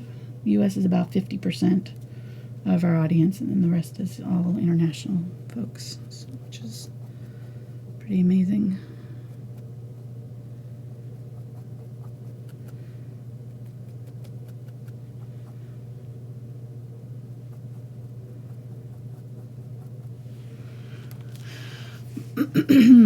Okay, grab some white, do the light pink right along this top.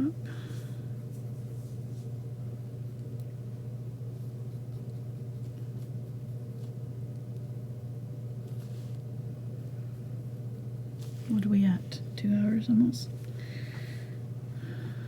2 hours. 1 hour, 48 minutes. Yep. But no, not doing too Not bad. You're too doing a bad. good job. Yeah, we're making progress.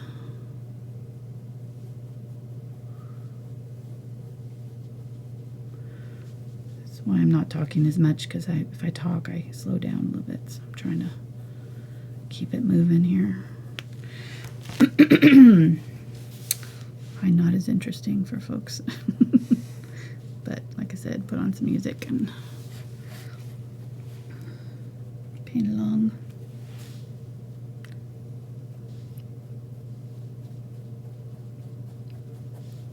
Normally I would have the music cranked up. I had the music so loud the other day when I was painting this on Thursday that Mark had to call Spencer to come in because he was trying to talk to me through the Alexa. Oh, shh, don't say anything. Okay. She came on. She can turn off our lights. The lights And I and could sound not and hear him everything. as I had my music so loud. That was funny. Yeah, so I was calling, okay. She texted me earlier in the day, asked if I want to pick up something for dinner. Sure, okay. So on my way home, and I call, and she doesn't answer. I wait a little while. I call her again. She doesn't answer. I call our son. He doesn't answer. I'm like, oh, wait a minute. Amazon just introduced this new feature that you can call and talk through your echo unit. So I did that. And It still didn't work. well, no, it didn't work because all I could hear was music blasting. and I'm yelling in my car. Angela. I could barely hear it when Spencer came in and said, "Dad's trying to talk to you."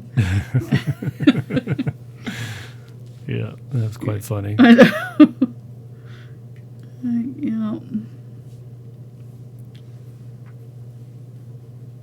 you gotta feel it. You gotta feel it in your bones. To block out all the other sounds and distractions.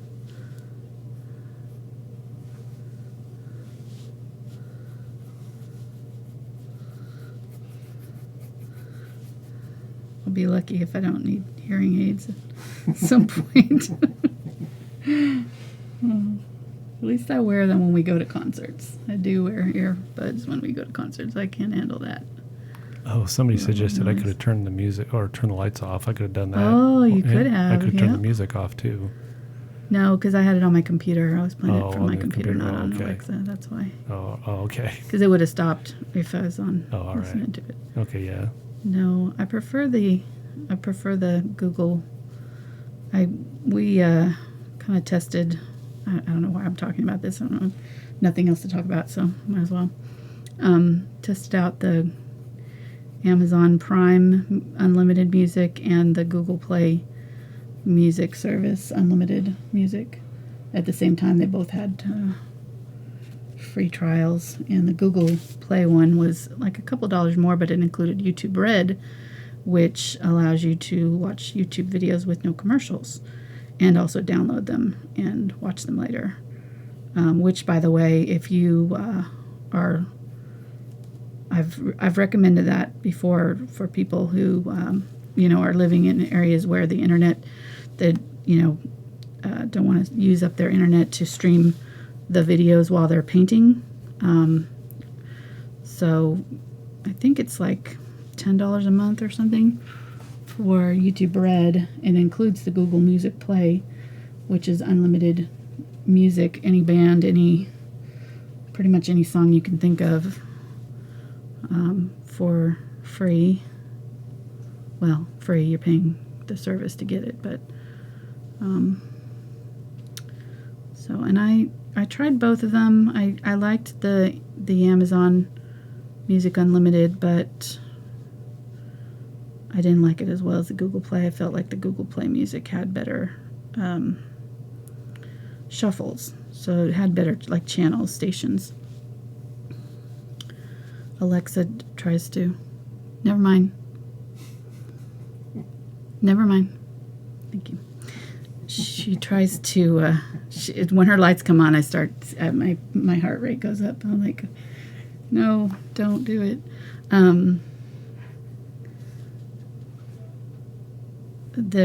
She tries to push music on me that I don't want to listen to, because you can tell her to just play music. You can just say, hey, so and so, you shall not be named, play some music, and she'll say, okay, here's a station you might like, and it's usually like the same 5 stations, and they're people that I've never requested that I can think of. And so it got to be so annoying. As soon as she would say it, I would tell her to change the channel. And now she doesn't even tell me what the station is. She'll just say, it's like she's kind of learned not to even tell me who's going to be playing. Like she's trying to trick me or something. I don't know. It's pretty funny. So me and her have a love-hate relationship, especially when it comes to the music channels. So she doesn't play the Google Play stations though, which is kind of annoying. So I have to hook up my phone to listen to it. But so people want to know, what were you listening to the other day when I was trying to get a hold of you? what was I listening to? I think it was Nothing But Thieves. They have some new music out. They got a couple new songs. I think it was that. It was either that or Royal Blood channel.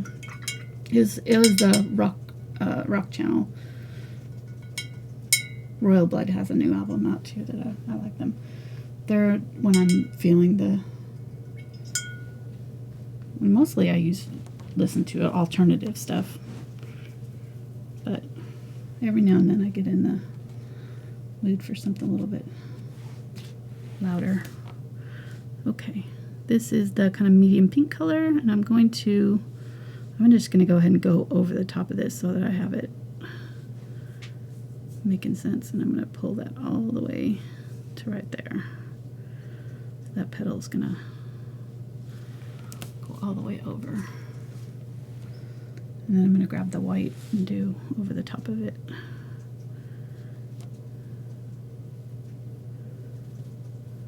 With this one. We're almost done with these filler. We've got just a few little minor finishing touches and we will be on our detail part, which is nice. Right, white here. And over the top.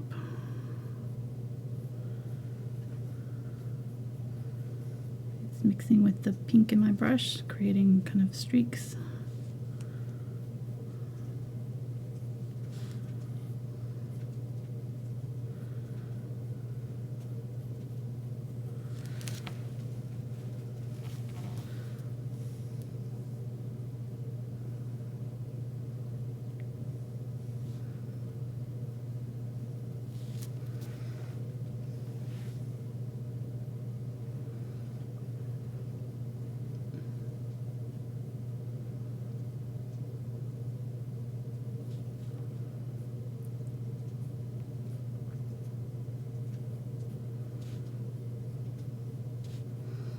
Alright, coming back through with the dark underneath to create a slight shadow.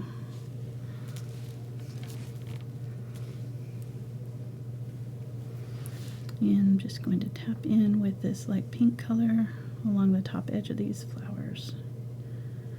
Here this petal is pointing straight up at us almost, so we're just seeing the very tip of it.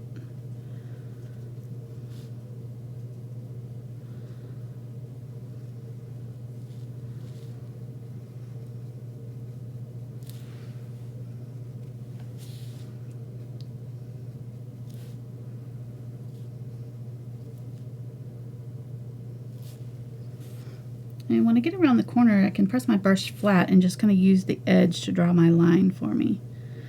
You can get a nice fine line just by using that edge of your brush. There. Let's pull some of that lighter pink color at the tip of this one.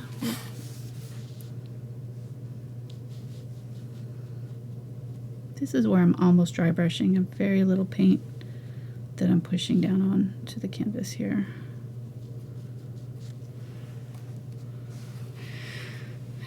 And we'll put some streaks in this.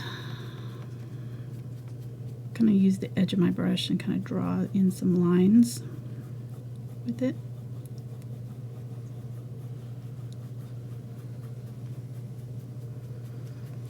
Yeah, I'm surprised you took so well to the one who shall not be named after my car. I know. Mark's car and I had a bad relationship. Was it Lisa? Is that the name that was given? I think we named her Lisa. She was a, you know what?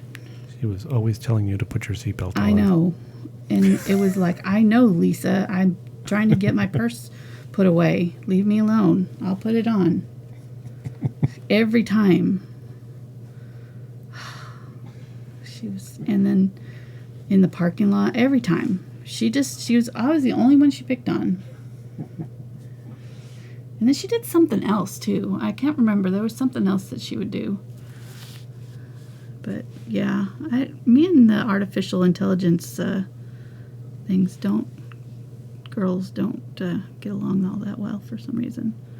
And she shall not be named also does the same thing when I'm trying to turn off the lights, on and off the lights sometimes. If she knows Mark's home, she will ignore me. I swear, I'm not making it up. She'll ignore me, and I'll say it like 5 or 6 times to do something. She'll be like, I don't know what you're asking me for. And then Mark will say it, and she'll be like, okay. I'm just like, really? Really? Okay. I see how you are. She's trying to kiss up to you there. There she knows. It's so funny. Yeah, I do. I have.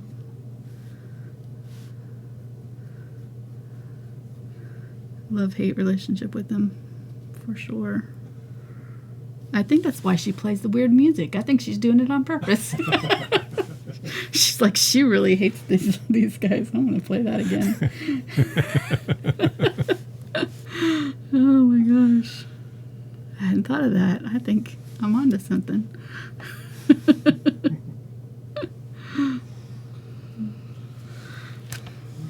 Yep. Okay, so now I'm going back in with my white. Oh, I was off that whole time, honey. Where were you I was off that whole. Yeah, I was off. No, I'm watching the past. You were kind of on. Kind of. I can't zoom out too much more. Okay. Because I got in trouble for doing that too. Uh-huh. Well, yeah, here, let me push it that way. There we go. Well, yeah, nobody wants to see my lap. They want to see the painting, so. In trouble for. Okay, so I'm going back in with the white now, and I'm just going to add really bright streaks with this to punch up some of these areas that I really want to pull forward. That white will bring it forward.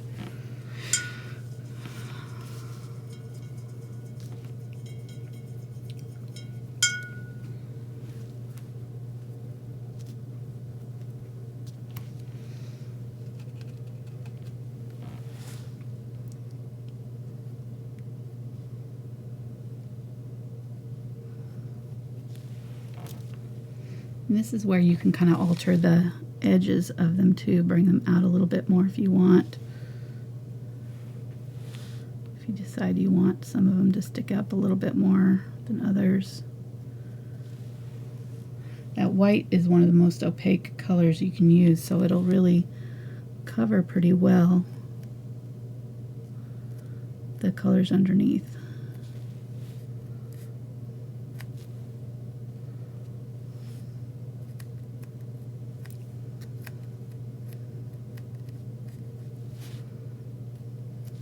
Just setting it down pretty thick, kind of just tapping a little bit on the tip of my brush and just setting it down and kind of pulling and lifting, sort of this flicking motion to create streaks. There we go. Do a little bit on this one, a little bit on here.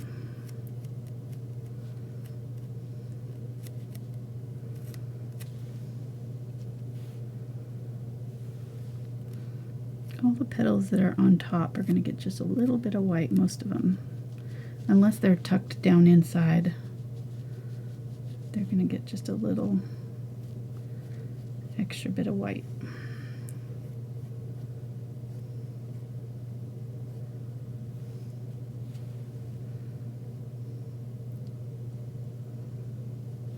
I'm going to add a little bit of glazing liquid here.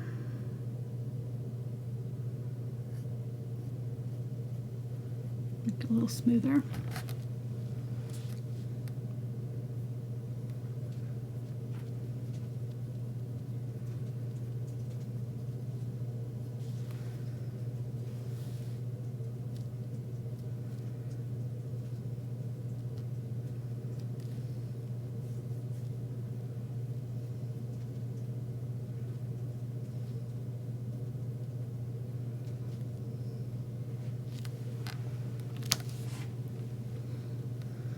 Okay, I'm going to grab a little bit of the darker color, and I'm just going to pull in the opposite direction if I've kind of missed or covered up anything that I want a little bit of separation there. Okay, it's looking pretty. We have a question. Yes. Somebody wants to know, how can they learn to blend colors better? Because they said that theirs looks stiff and weird. I think practice, just a lot of practice.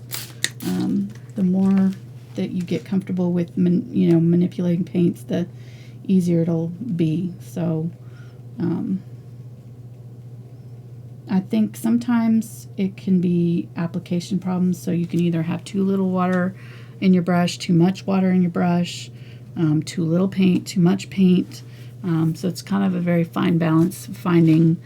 I'm going to go with the darker kind of medium color here. I'm just pulling up a little bit. Finding what works for you. And there's different ways of blending. There's, some people prefer glazing. So they put on their paint colors fairly light, and then they glaze the darker colors over the top with a watered down or glazing liquid, watered down paint or glazing liquid. I tend to do the kind of wet into wet, where I lay down a darker color and then I come back in with the lighter color and blend back in the opposite direction to get the colors to sort of meet in the middle. It's a light feathering. You may be pressing down a little bit too hard when you're doing this part, so that the paint is pushing around too much, and kind of, if you don't have a soft touch for this blending, you can kind of get lines where your colors meet, and pretty obvious lines. So that just takes some practice, really. I mean, there's not really anything probably, unless I saw, watched you do it, I could probably point out to you what something to help you. But and if you want to post pictures on my Facebook group, there's a lot of times people are able to see. Sometimes it's hard to tell from a photograph, though, what went wrong. So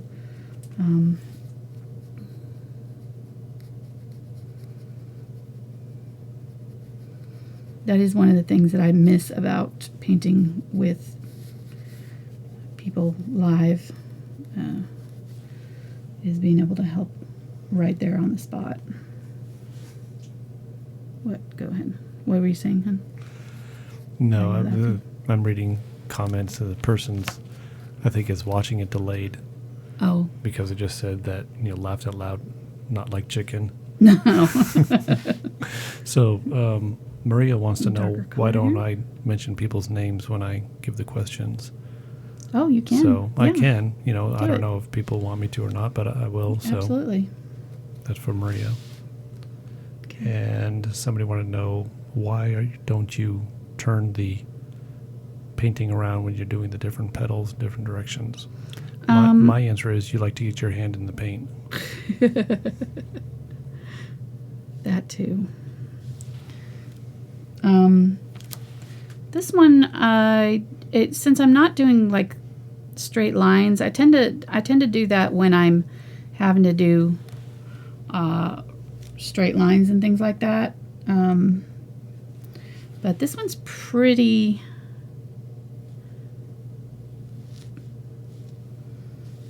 forgiving as far as that goes. I can pretty much do it in any direction. With this one, and I try not to move the canvas around as much as I really try not to, because I know that it can be kind of disorienting. And when I started doing the videos, I kind of started being more conscious of that, because at first I did a lot of time-lapse videos, And when you do time lapse and you're moving your palette or painting around a lot, it's really bad. Doesn't look good in time lapse. You end up with a lot of this, you know. Is time standing still right now? No. Why? Okay. Well, What do you mean? Well, time is lapsing by, right? Well, no, I'm just saying time lapse, like speeding Oh. it up. You know, when you speed Speedy. up your. Gotcha. That's what it's called when you speed it up. And in the biz. In the biz, Right. that's what it's called. Okay. Yeah. I'm glad you told me that. Right.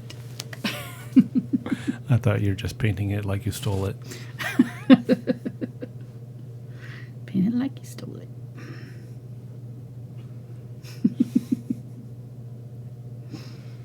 Mark did tell me that today when I told him it was going to 3 hours. He was like, paint it like you stole it. Okay. Fast. We got Going as fast as I can. Beth joining us first time I bet. live. Now get everybody Welcome. one to have their name shout out. So Do it. Shout it. Shout we'll him shout out. out. Shout out your name and where you're from. Here we go. Good And dude. sorry to the people in the future. You're missing out. You're missing out on this.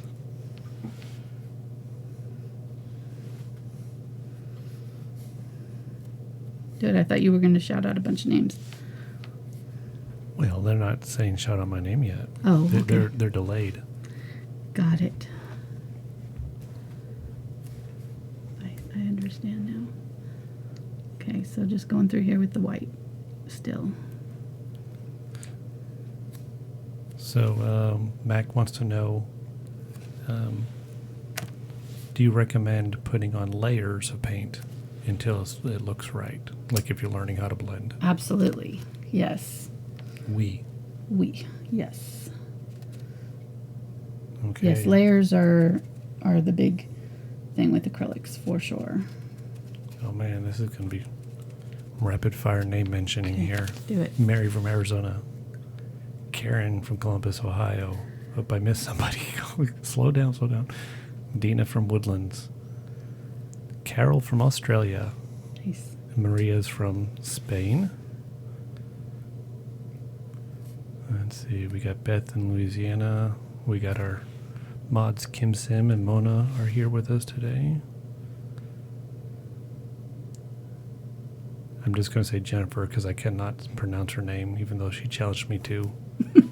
It's Shiva Bleen. I'm pretty sure that's not right. Yeah, oh no, it's spot on. Shivil Bean. Okay, I'll go on. Good enough. Patricia from New Mexico. Ruth from North California. Donna from Southern Illinois.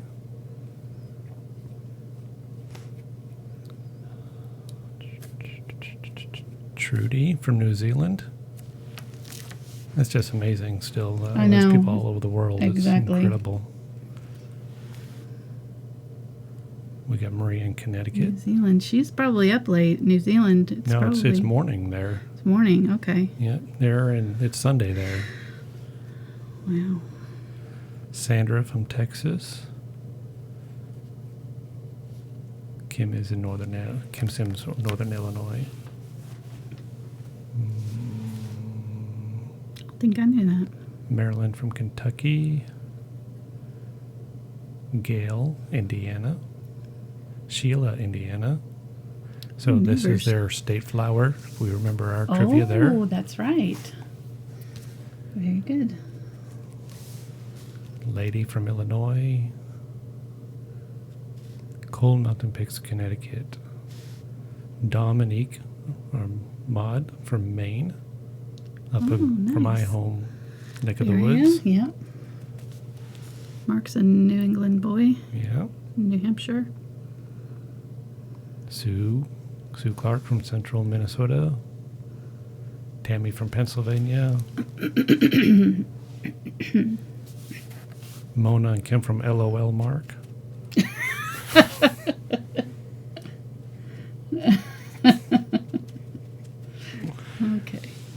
Okay, so yellow here. the pronunciation of Jennifer's name is Shivolbine. Shivolbine. So I was pretty close. Yeah, Well, not really, but I got the she part right. close enough. Linda in Spain.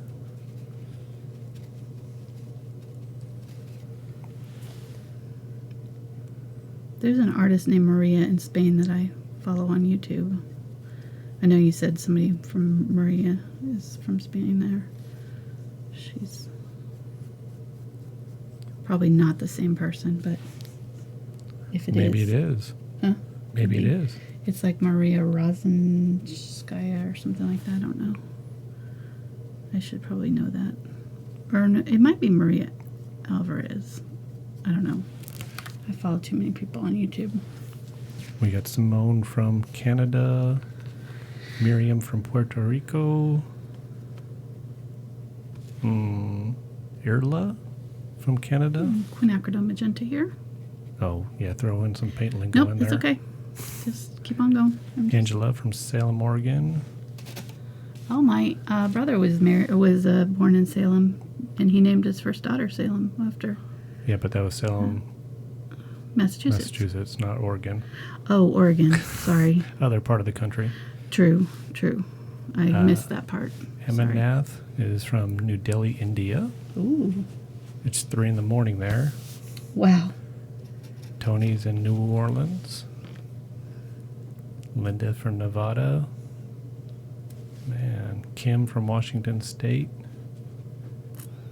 Diane from SoCal. Linda Johnson, Madrid. Wow. Man, We got several people Yeah. from Spain today. yeah. Cool. SoCal, that's where I grew up too. I'm a SoCal girl. Palm Springs. I don't miss the sun, the heat though, in the summer times. It was hot.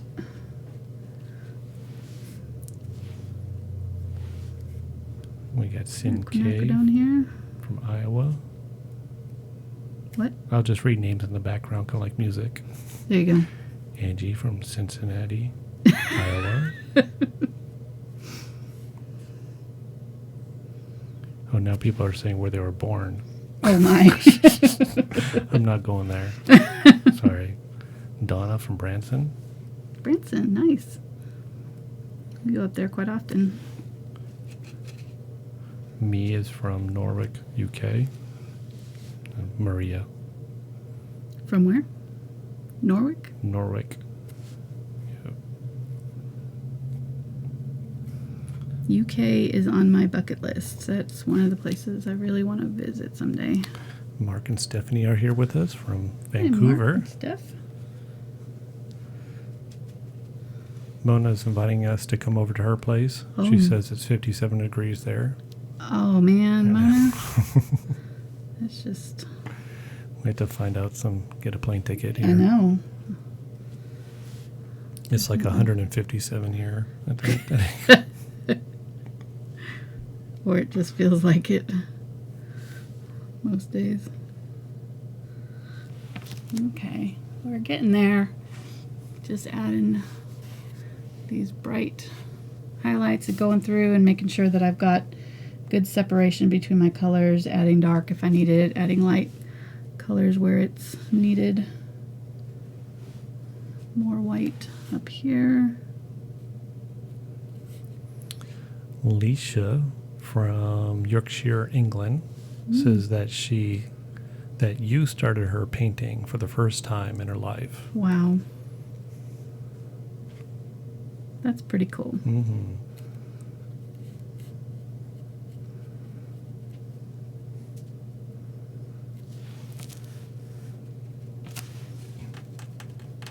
I'm always really happy when I hear that, because I know how much painting means to me. So glad to be able to encourage others to get to do something so fun. And Mark's a good sport, sitting along helping me, because I couldn't do it without him being my co-captain here.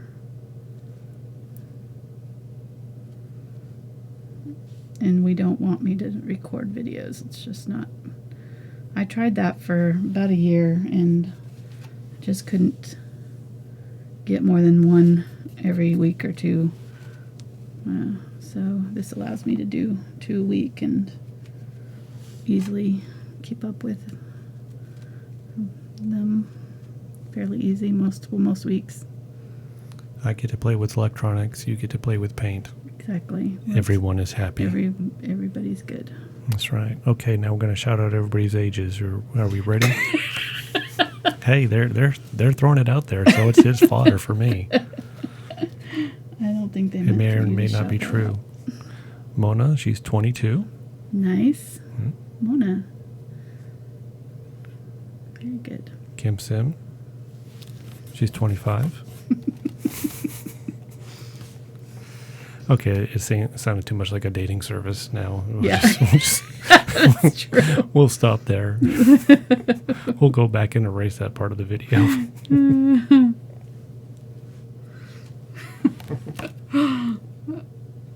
Yeah.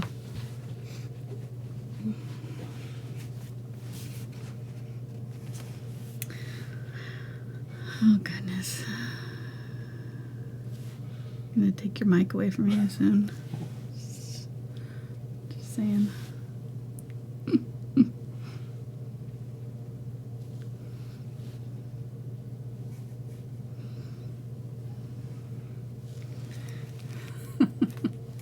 Hey, we got... All right, I'm going to grab some cadmium yellow now. Marina said that she started painting because of watching you. Wow. Marina? Yep. Nice. And Deborah said the same thing. Started painting 3 months ago after watching your videos. That's incredible. I've watched like 100 and some of your videos and I haven't started painting. That's probably true. I'm holding out for the tanks. Holding out for the tanks.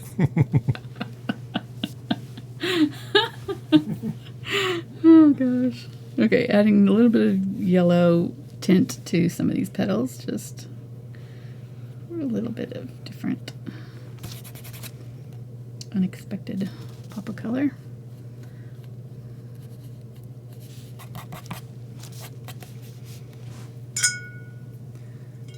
All right, kind of makes them glow a little bit. I think we're pretty good. Oh, I didn't do this petal right here. So Mary wants to know, after you've done a long painting like this, do you take some time off just to relax and like a day or two? Yeah, that's why I've kind of gotten in the rhythm of painting on Tuesdays and Mondays. Okay, start. Mondays I do my art chats with my Facebook group, and a lot of times I'll do this like a short mini tutorial for the people who are in my Patreon group, and those are usually like non-scripted, so I don't have to do the lesson plan ahead of time, and I usually just kind of work out some ideas or kind of demonstrating some sort of technique or something like that. Then on Tuesdays, I usually do the example for that night. And then Wednesdays, I don't do anything but social media. Usually look for ideas for new paintings, answer questions, catch up on emails, that kind of thing. Then on Thursdays, I paint Saturday's video painting. Figure out and usually those are a little bit more complicated paintings, so I need a little bit extra time. And then Fridays I have a local class, so that's what I do. I don't paint, I just help those girls. They're my teenage girls.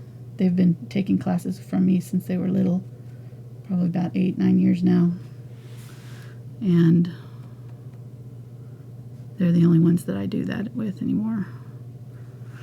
And then So I don't paint on Fridays, and then Saturdays I have this show. And then Sundays I try to take off completely. So that's kind of the schedule. So painting about 4 days a week. 3-4 days a week, depending. Yeah, 4 days. So yeah, Sundays are usually my day off, and I don't want to even think about painting or talk to anybody about it or look at anything having to do with painting. So usually need to have a mental break. Yeah, it's the social media that gets you after a while. Okay, I'm going to take a little drink break while I'm talking about this. Because it doesn't ever end. And it's not something that I really thought about when I first started doing videos about how much time it would take, you know. But I absolutely love it. I love seeing the paintings, and I like commenting, and so it's getting to the point now where I'm missing stuff, and it drives me crazy when I know that somebody sent me something and I haven't replied to it. So I really tried to reply to everything, but it's getting harder to do that. It's tough being a superstar. No, I'm joking. But it is interesting that you know, we never really expected it to take on this kind of scale where I think we get 82,000 subscribers now. It's just the numbers kind of all merge together after a while. It kind of becomes sort of abstracted. You kind of really don't realize how many people that is. And I really can't think about it too much, or it kind of freaks me out. So I try not to think about who's watching too much, or I get a little nervous about it. We're just a bunch of friends who like to paint. That's all.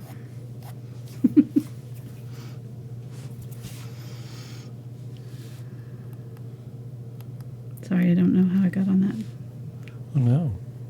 Oh, she was asking about whether I had to take a break. Yeah, most definitely. And but we will be taking a break here in a couple weeks. We will. We're going to take a whole week off, so that'll be nice.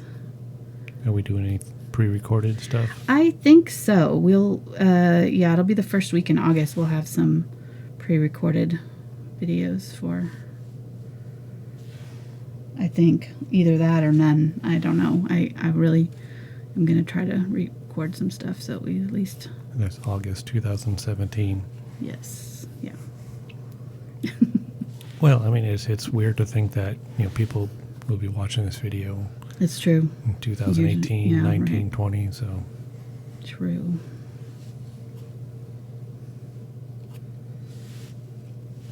True.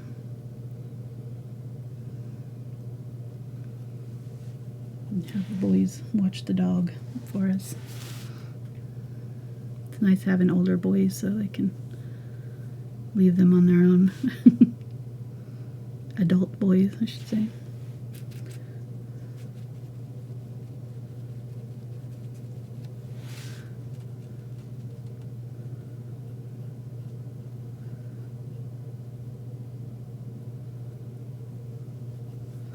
All right. Just making final little adjustments. Making sure that all of these petals make sense where they're crossing over one another. Get some medium pink here. Kind of touch up this one here that's sort of in the middle.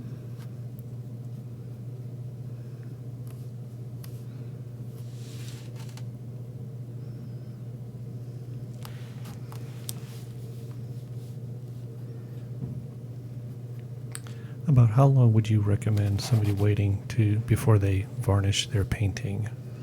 I'd wait a couple days at least. Preferably like a week, just because the acrylics take a while to cure. But does it depend on the area, like humidity levels and stuff like that? It probably does, and it probably depends on the thickness of the paint that you're applying to. If you've got a thinner paint, it'll cure faster than if you've laid it on in a, kind of impasto layer where it's really thick. And if you have a husband with a blow dryer? Right. Well, the blow dryer only does the top layers. The under layers are what need to cure and take a while to set. Okay, let's get over here. I'm gonna neglecting this side.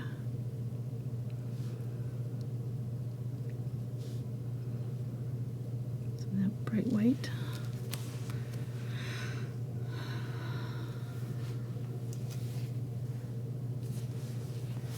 Bright white right here.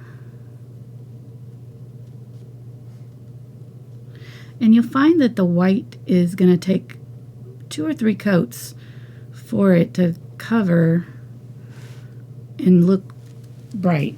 So you may have to go over some of these areas 2 or 3 times with your white to get them to really be as vibrant as you want them to be. So just kind of dipping into the white there and getting nice thick paint here. What are you laughing about now? Carol said, unless the husband dries longer than he's supposed to. I think she's referring to when you had the marathon drying session the other day. Yeah, because I was told to make sure it was dry. You're right. Just didn't know I was drying it twice. Yeah. Yeah. That was so awkward. It's just like, I don't know what to say. Nothing like live video, is it? I know. Yep. Nothing like live. Mm-hmm.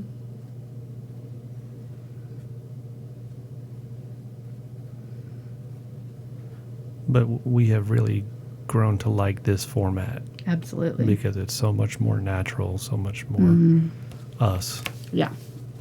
Much more interactive. And you hate to edit video. I hate it so and bad. I don't have time to do it. No. So this works out great. Yep. As they say, it is what it is. Yep. Well, yeah, and I'm just used to teaching live. I've taught live, in classes for years, so it's much more natural.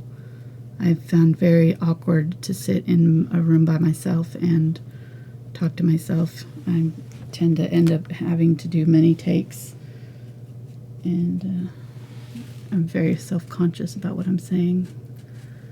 So this is much more, like you said, me, us, much more us. Plus it's sort of like our date night almost. Sadly. Says a lot about it. Says a lot about us, actually, right there. But it's a way for us to kind of do something together, which is fun. I was just telling Mark, because I've always kind of done my own thing with, he's done his career, and I've had my thing, that my painting stuff, but they never very often overlapped. So this is the first time that we've really kind of done anything like this together, and we've been married for almost 30 years now, so it's pretty fun. And surprisingly, we haven't killed each other yet, so it's been Oh no, this is great. Okay, so we're 2 hours 34 minutes into this, and we got a question about the nail polish. Nice. The one day we had it separated and ready to go. Yeah. So I guess the name is on the bottom here, right?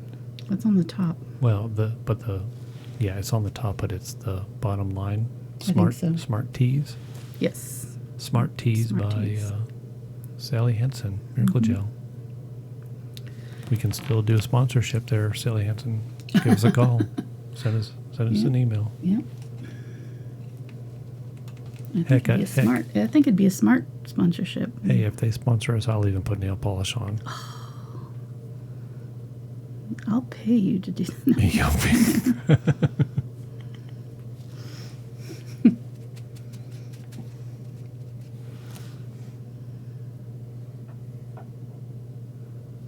All right. All right, I think I'm pretty happy with that.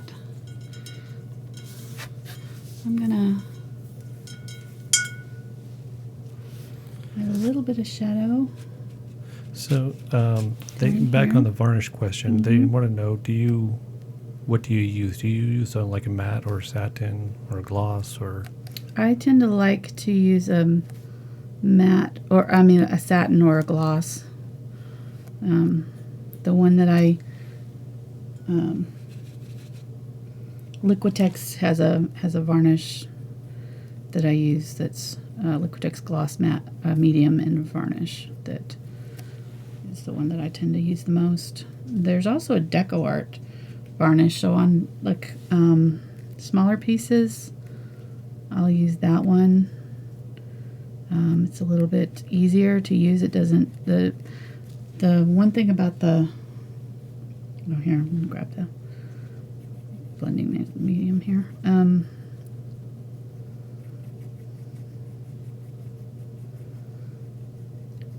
Varnishing, it takes there's a knack to it, so especially if you're working on a larger painting,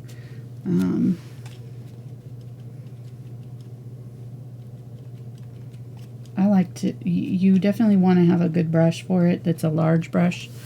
And I'm going to glaze this right here, just darken it up a little bit.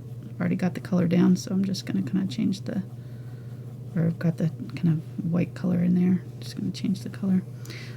Yeah, varnishing is a whole nother lesson. It's, I do have do have a demonstration though on my Thankful Art page on Facebook where I did some varnishing and showed how I do it. So if they want to join that, I did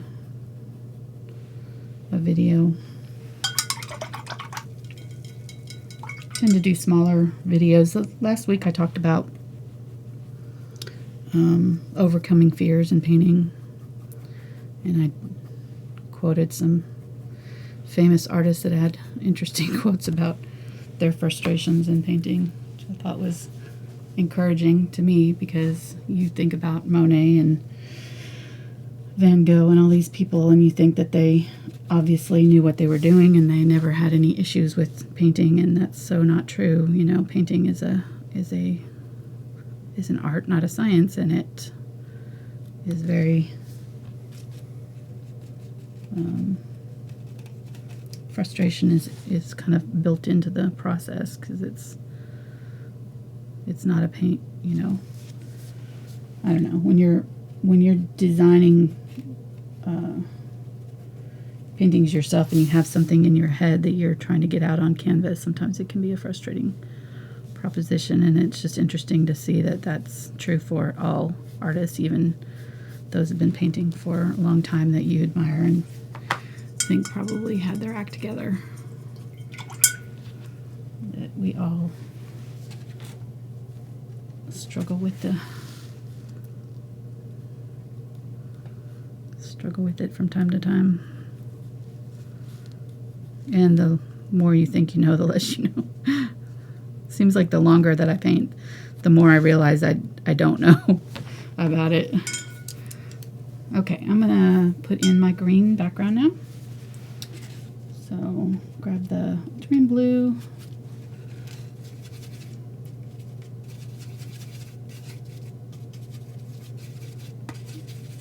And Cadmium Yellow Light. And boy, that does not want to come up there. I'm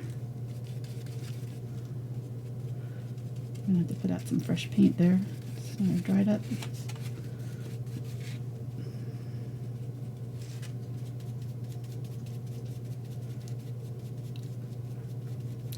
And Ultramarine Blue is a little bit more on the purple side of the blue scale, so it will make a little more of an olivey green color when mixed with the yellow, which is perfect for this. It's a really nice contrast against that pink. And I'm going to use my angle brush here. This is my 3/8 inch angle, and I'm just going to carefully go around my peony really quick.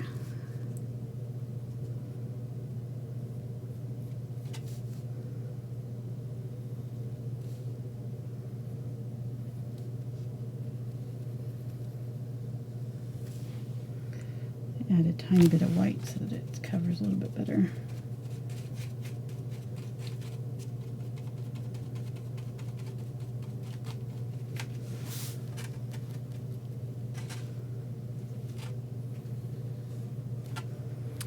Okay, could you explain what glazing means a little bit more?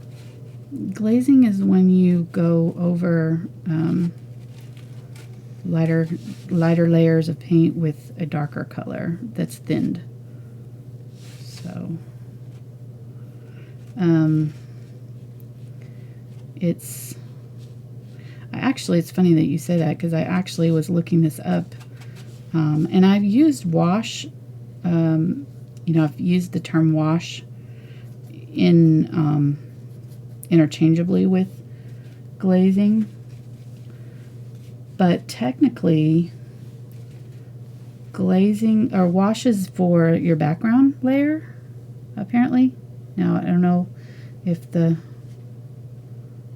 found this off the internet, so this may be incorrect, but I've always thought of a wash as just a thin layer of paint, so I've always kind of used it interchangeably with glaze. And a lot of times when you're glazing, you're using a medium of some sort, so like a glazing medium or something that's causing transparency with your paint. Washes tend to be white water in my mind. But this was saying that washes are background layers, so it would be your on a clean canvas, watery paint layers, thinned paint layers. On a clean canvas would be a wash, and then your glaze would be dark color over the top of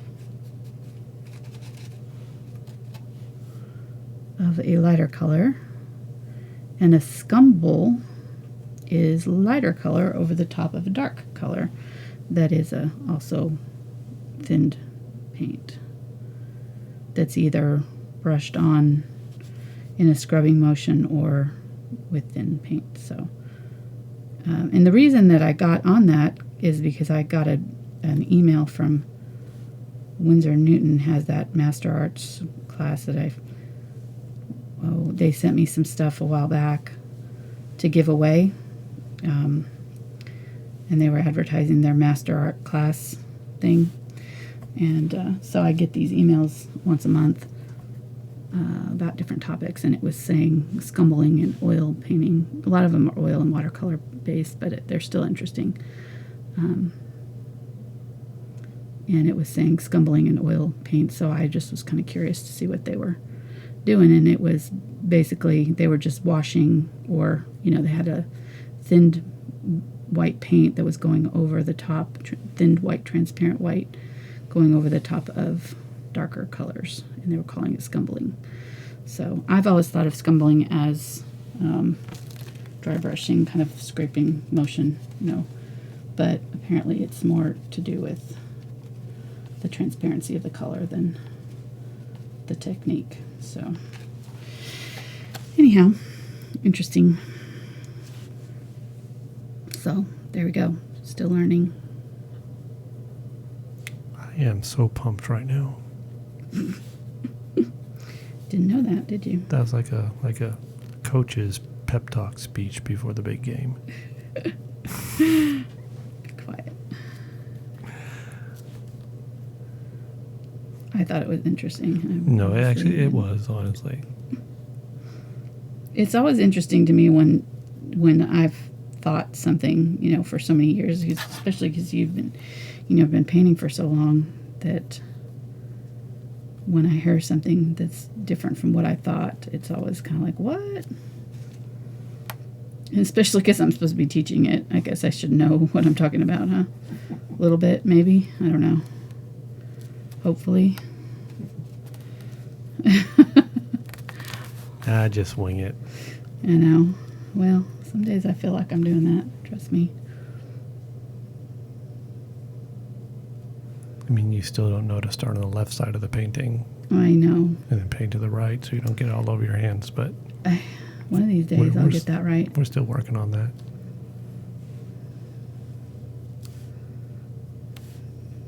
Well, I'm just showing them what not to do. 'Cause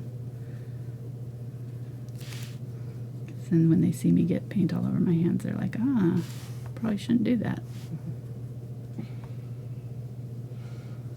I did good today. I don't have it all on the sides of my hands like I normally do. Okay, so there we go. There's our green background. Clean that out. And I'm going to switch to my liner brush now. And we'll start putting in our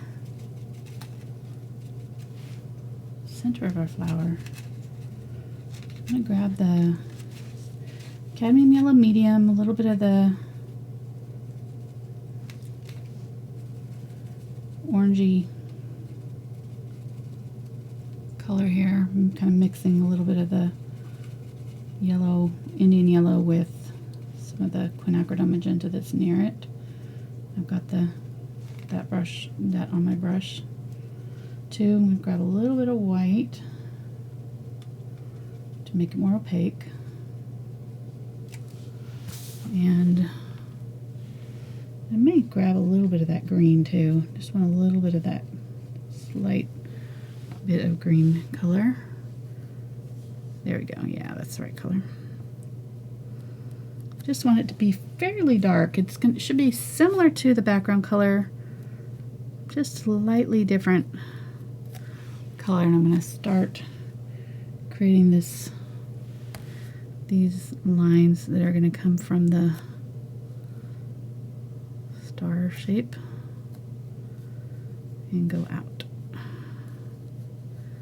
Keep them fairly small, thin,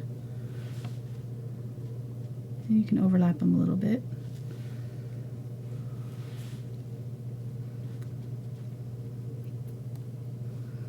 But leave a little bit of the dark color space in between them. That'll just help them look like stems. Otherwise, they'll just be a little big white or big yellow blob in the center. You don't want that to happen. I need to add a little bit more water to my paint. It helps if you have your paint thinned out when you're using a liner brush. It'll make it paint. Yeah, there we go. Go on a little bit smoother.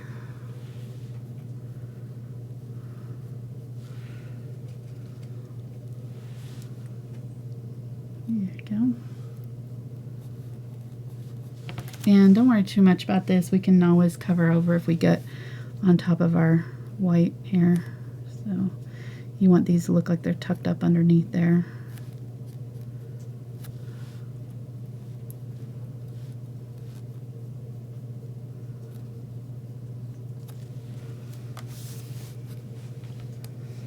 Grab some of the green, a little bit of burnt umber,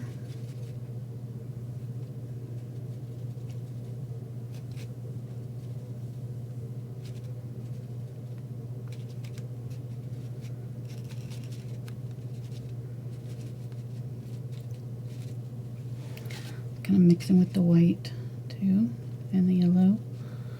And use a little bit of it in the center here to kind of outline these little shapes. There's these little kind of diamond shapes. Each one of these little sections has sort of a diamond shape that's sort of tucked in between. So I'm just adding a little bit of green, tapping in. Excuse me. Adding some water. Grabbing a little bit more of that yellow. And do some green lines. Just a few.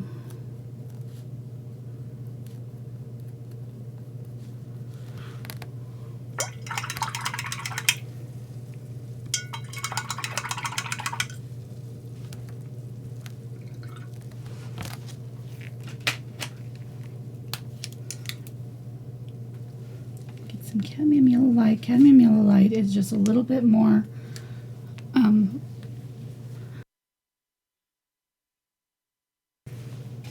a little bit more on the green side. It's a little bit brighter, more of kind of a lemony yellow color. So put out some fresh white and some fresh cadmium yellow light. And this will be kind of our main color for our little pokey out things. I don't know what they're called.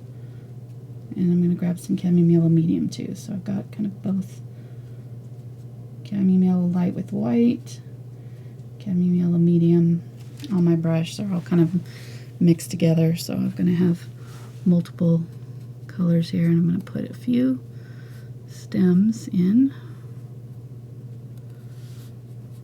Just a few. I'm going to go over the top of some of these maybe. And they don't have to go all the way down to the center. They can just kind of highlight parts of the ones you've already done. All right. Then, for the fun part, grab a little bit thicker paint here. Really load it up nice and thick on my liner brush here, and I'm going to start dabbing on in different directions these little stamen things. I don't know what they are. Little stamen. Are they stamen? Yep. Okay. I just think just plain stamen, not stamen things. Okay, stamen.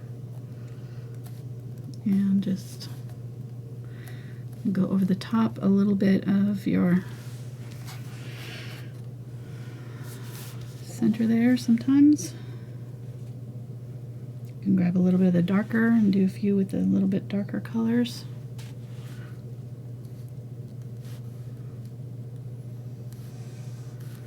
And just different directions. Some of them are like little dots.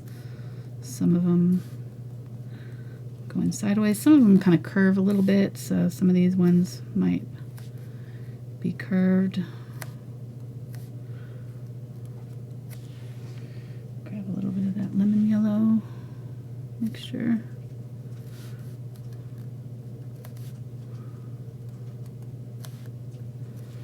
This is where referring to your picture is really helpful, so you can kind of see all these little different random things happening. So I think the more random the better with these. Don't try to follow any kind of pattern. The patterns will make it look a little bit less natural. So just kind of try to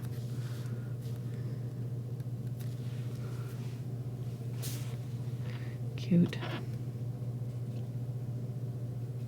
I said cute, so there you go. I always wait for that.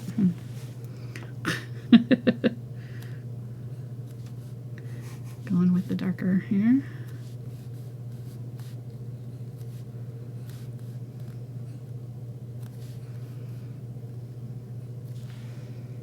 Put a few in that are a little bit larger than others, so kind of draw attention to them.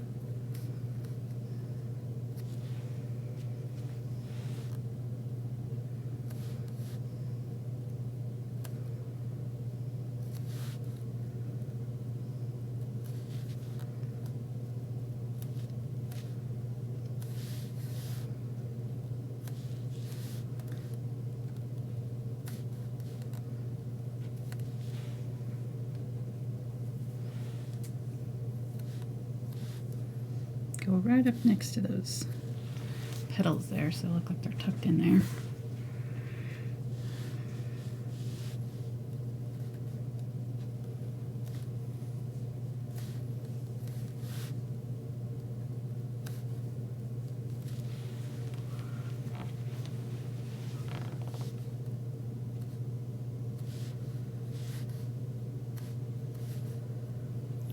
So, what are you going to break the Tiger's record, you think? I don't know, what, 3 hours? 2:54 right now. Okay. Probably Maybe not. not, I don't think so. You got some water droplets to put in there. Oh, yeah. Yep. Okay. And Stickman will be about 15 minutes. I'm going to grab some Quinacridone Magenta here, and I'm just going to lay in some shadows on the center part of this.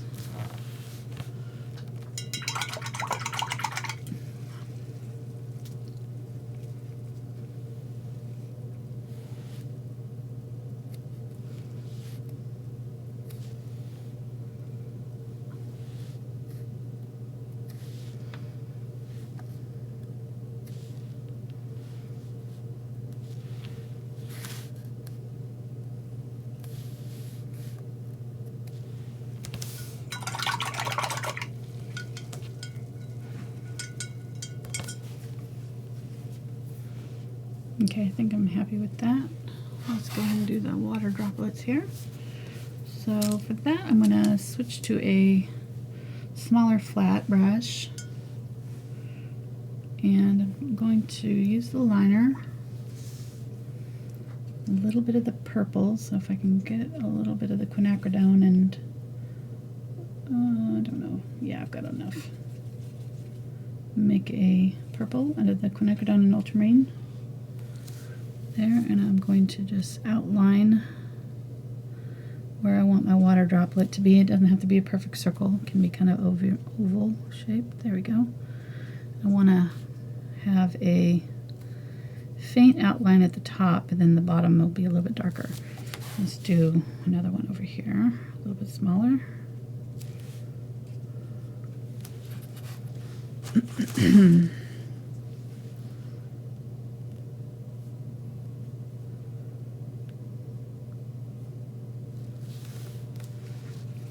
And let's do another one over here. We didn't have one on this picture, but I think maybe just one over here would be good too. Just a small one. So darker line at the top, and then kind of wipe off your brush and kind of do a lighter outline at the top. Darker on the bottom.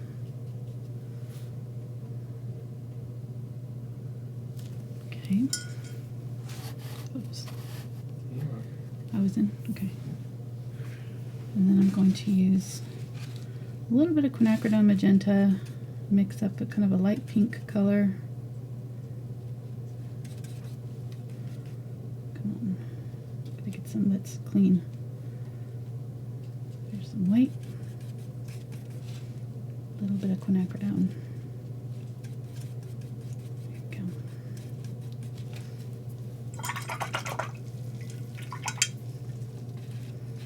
Okay, so I just want to pick up a little bit on the corner of my brush there and tap off most of the moisture. Just kind of run it along the bottom there, and I can tap it off to kind of get off any extra paint. So a little bit of highlight right there.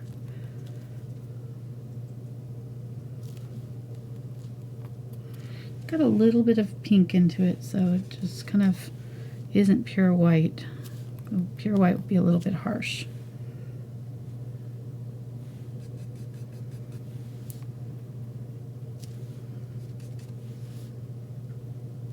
There we go.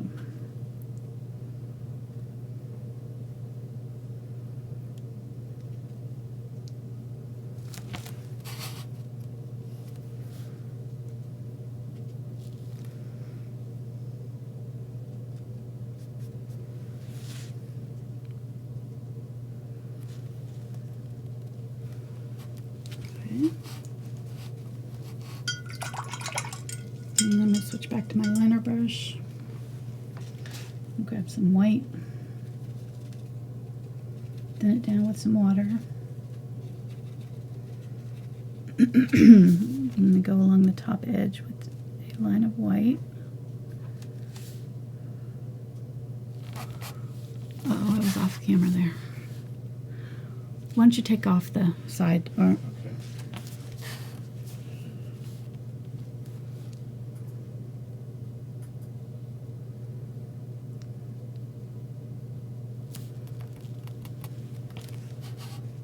so a line of white along the top edge there that's watered down.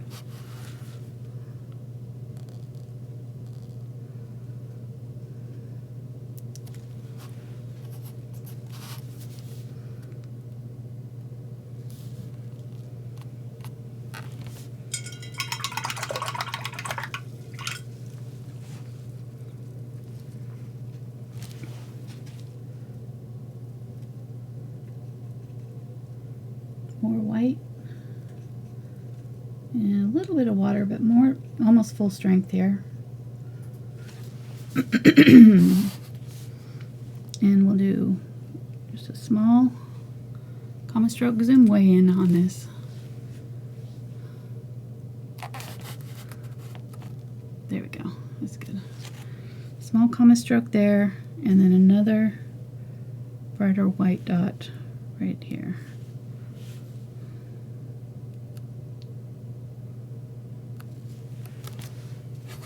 Okay, so another one here.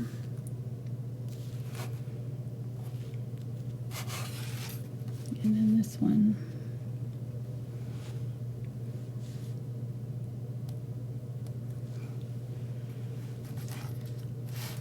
Right. Zoom out there. Got our little water drops.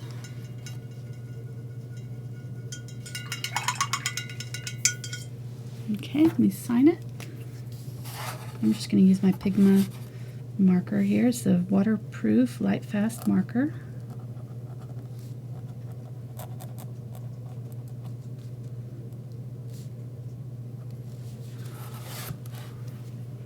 So it'll dry permanent, and I can varnish right over that. It won't smudge or smear. Go ahead and zoom out for the full effect.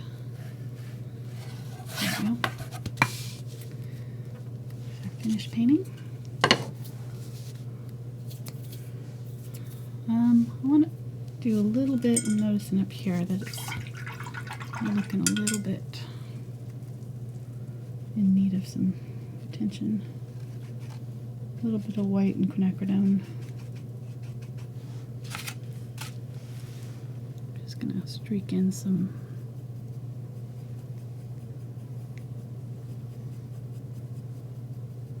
middle value color there, just to kind of blend that in.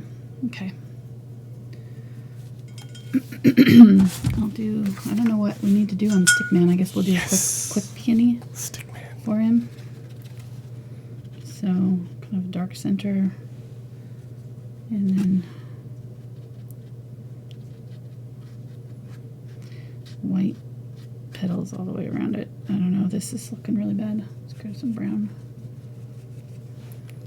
I keep forgetting to get Amish Stickman. Huh?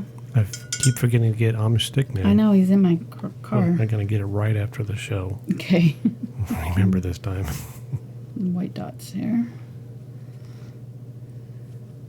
Stickman is Mark's creation. We pull him out once a show, and I add something to him depending on whatever we painted that week. So he got a little badly painted peony down there today. Hey, at least he made an appearance. Oh yeah, and they're always quickly. And Chad is here. There's badly painted. There's over 400 likes. Nice. Up there, so we thank everybody. Yes, thank you so much, guys, for watching. We really appreciate you watching and following along, and those who've joined us on Patreon to help support our channel. It means so much to us to help keep us doing what we're doing. We love to hear from you, and getting to meet people from all over the world is pretty cool. So, all right, we're gonna get off of here. Thanks. 3 hours, not too bad, not too shabby. Not the longest we've ever done. The Tiger beat that by a long shot. So, but if you do this, I'd love to see it. You can share it with me on my social media links. Click on the show more down below the video, and it'll pop down. The description's got the links to all of my social media and also the links to the materials that I used. So, thanks again, and we will see you on Tuesday night.